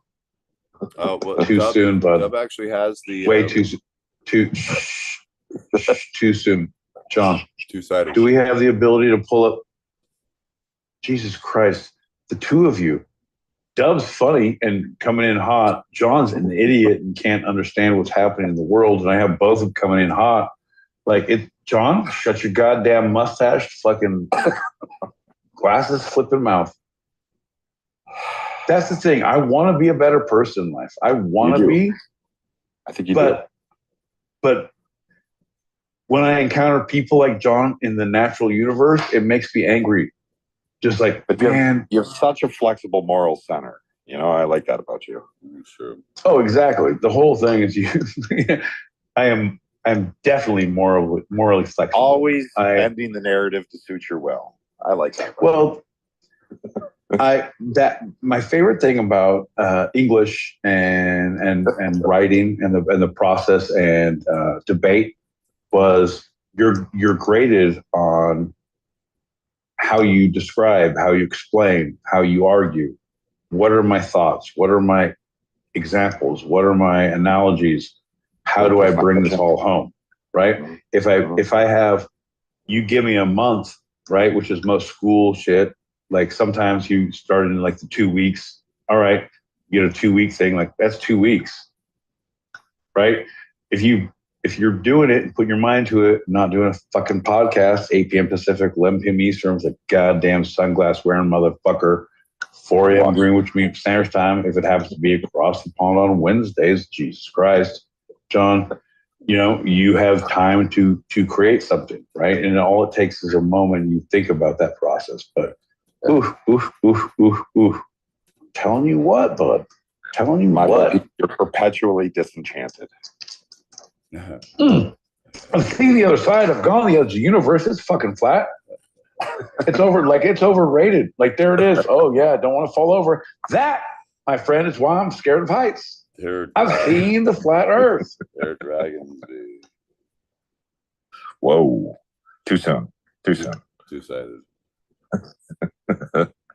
You're just listening for numbers now, bud. It makes me sad. I heard two. I heard two again. Kmart sucks. When he looks directly into the camera, he looks like Wild Wild West. Like, oh, you're gonna fight a big ass robot, you stupid fuck. You're gonna make a movie that failed in Hollywood. That was the downfall of Will Smith. Full on Will Smith, Kevin Kline, Wild West. You got Don't you their prop understand? glasses, and the Will whole Smith thing's really get my likes goddamn flip up glasses out of your goddamn flip up face. I really like girls. Oh, who The TV doesn't? show. Oh. You know, I was Oh. told I Oh. kind of look like that guy from Girls that's also on Bear. You haven't watched that show? Like, don't front. You don't watch any shows. I watched the You Bear. put things on lists. You look like Lena Dunham. Is that his name? He's such a weird. Yeah, I name. think Wait. Clean. Whoa. Hold on. Is that his name? Hold on. Shut the fuck up, Dub. Shut the fuck up. No, not the Did main you just guy. say? No, Did you Cuz. shut the fuck up? Everybody shut the fuck up and listen to me. John, question to you. Shut the fuck up until I'm done asking. You just said you look like one of the people on the Bear. Which one are you trying to refer to? The Bear, yes. You look like someone on the Bear, yes. The Cuz, yeah. Cuz. The Cuz? Cuz. What? Yeah, obviously. Those aren't your friends. Those are the people who think that you can go on American Idol, John. You look more like Carrot Top before he worked out than fucking the Cuz on the Bear. Like, oh my Wiz. God. Yeah, you look like the Scarecrow on the Wiz. What about Andrew These Gold? walls won't contain me. Gonna block them out so they won't hurt me. John, gonna make these walls ooh so proud. Ooh. I know what he looks like. You see, that's what I'm saying. You're gonna do that to me? Fuck you, John. You kind of like You don't it, though. use technology against me. You did. You did. You liked it. No, I don't like anything you do. That was all of your first no, man. half-hearted thing No, you've ever bud. done in this episode. Bud. One of the most half-hearted things you can do is show up with glasses, wear a hat, not put your headphones on. Folks, it's about 11:30. We got a couple of messages. I'm going to play those. We're going to figure out our life choices, and we're going to figure out our. You say Garfunkel and Oates? What did you say? Yeah, exactly. Hall and Simon. Thank you for being a friend. Pico de Gallo, one of the best salsas. It's chunky and delicious. Look it up if you're in Southern California. I was in a one-sided relationship for 20 years. My partner's name was YouPorn. The sex was great, but they never wanted to cuddle afterwards. And that's really tough for me. And they told me that I can search for that. And when I tried to search for that, it said user not found. But again, working material. Dude, Greg, I love Come and Greg. knock on my door. Three's Company 2. Charlie Sheen's real name is Carlos Estevez. That's interesting. I guess Emilio was not embarrassed of his family's true name, so he kept Estevez. And he is Billy the Kid. So, but Charlie Sheen is the Warlock. He has got tiger's blood. He also has HIV blood as well. Whoa, too soon. Well, the whole thing you're living with it. You're not dying from it. It's Doesn't Emilio Estevez with all I have to okay.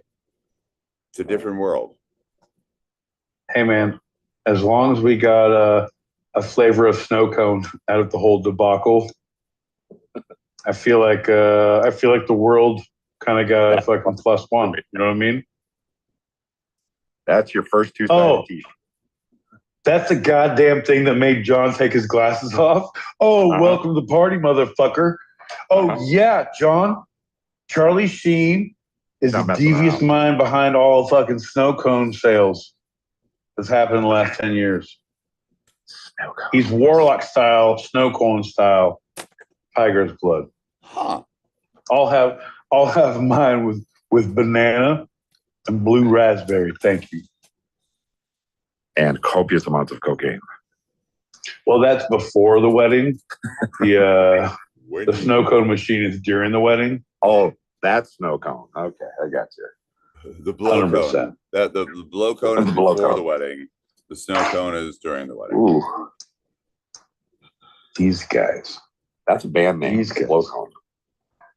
I like We it. Blowhole. are blow code. So- Welcome, Mississippi. No. Turned it up to 11. Sean, it's Blowhole, and we're a conservation group that pushes beach whales back into the water. I kind of like Welcome to the blowhole. Everybody get near this fucking bluey and pushing it back in. John. No teeth. No teeth. No teeth. No, right. I'm not a chew toy. All right.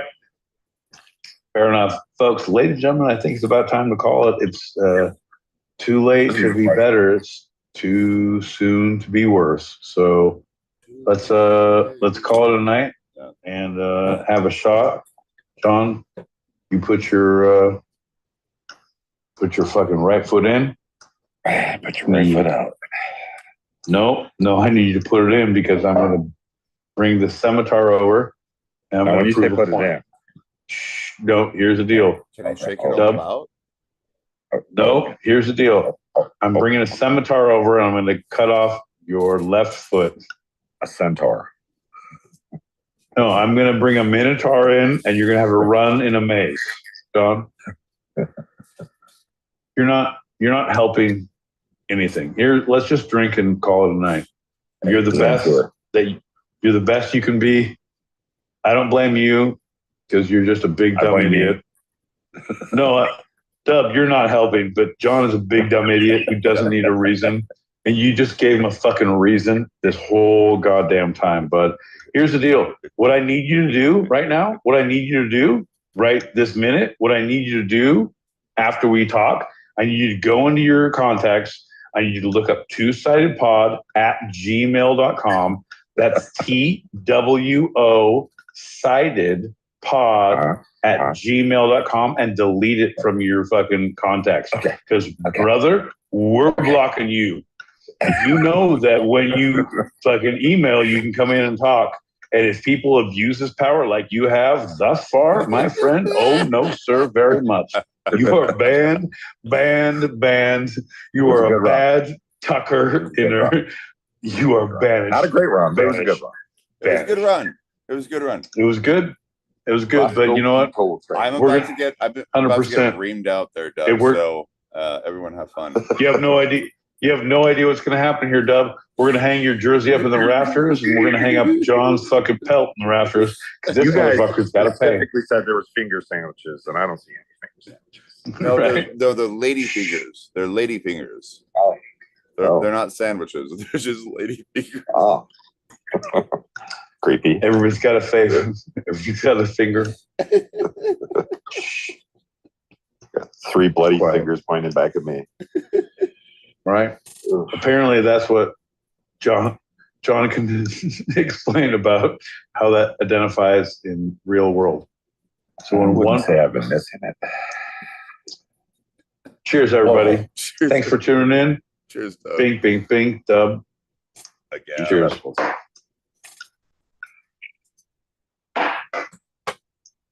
Until the next time.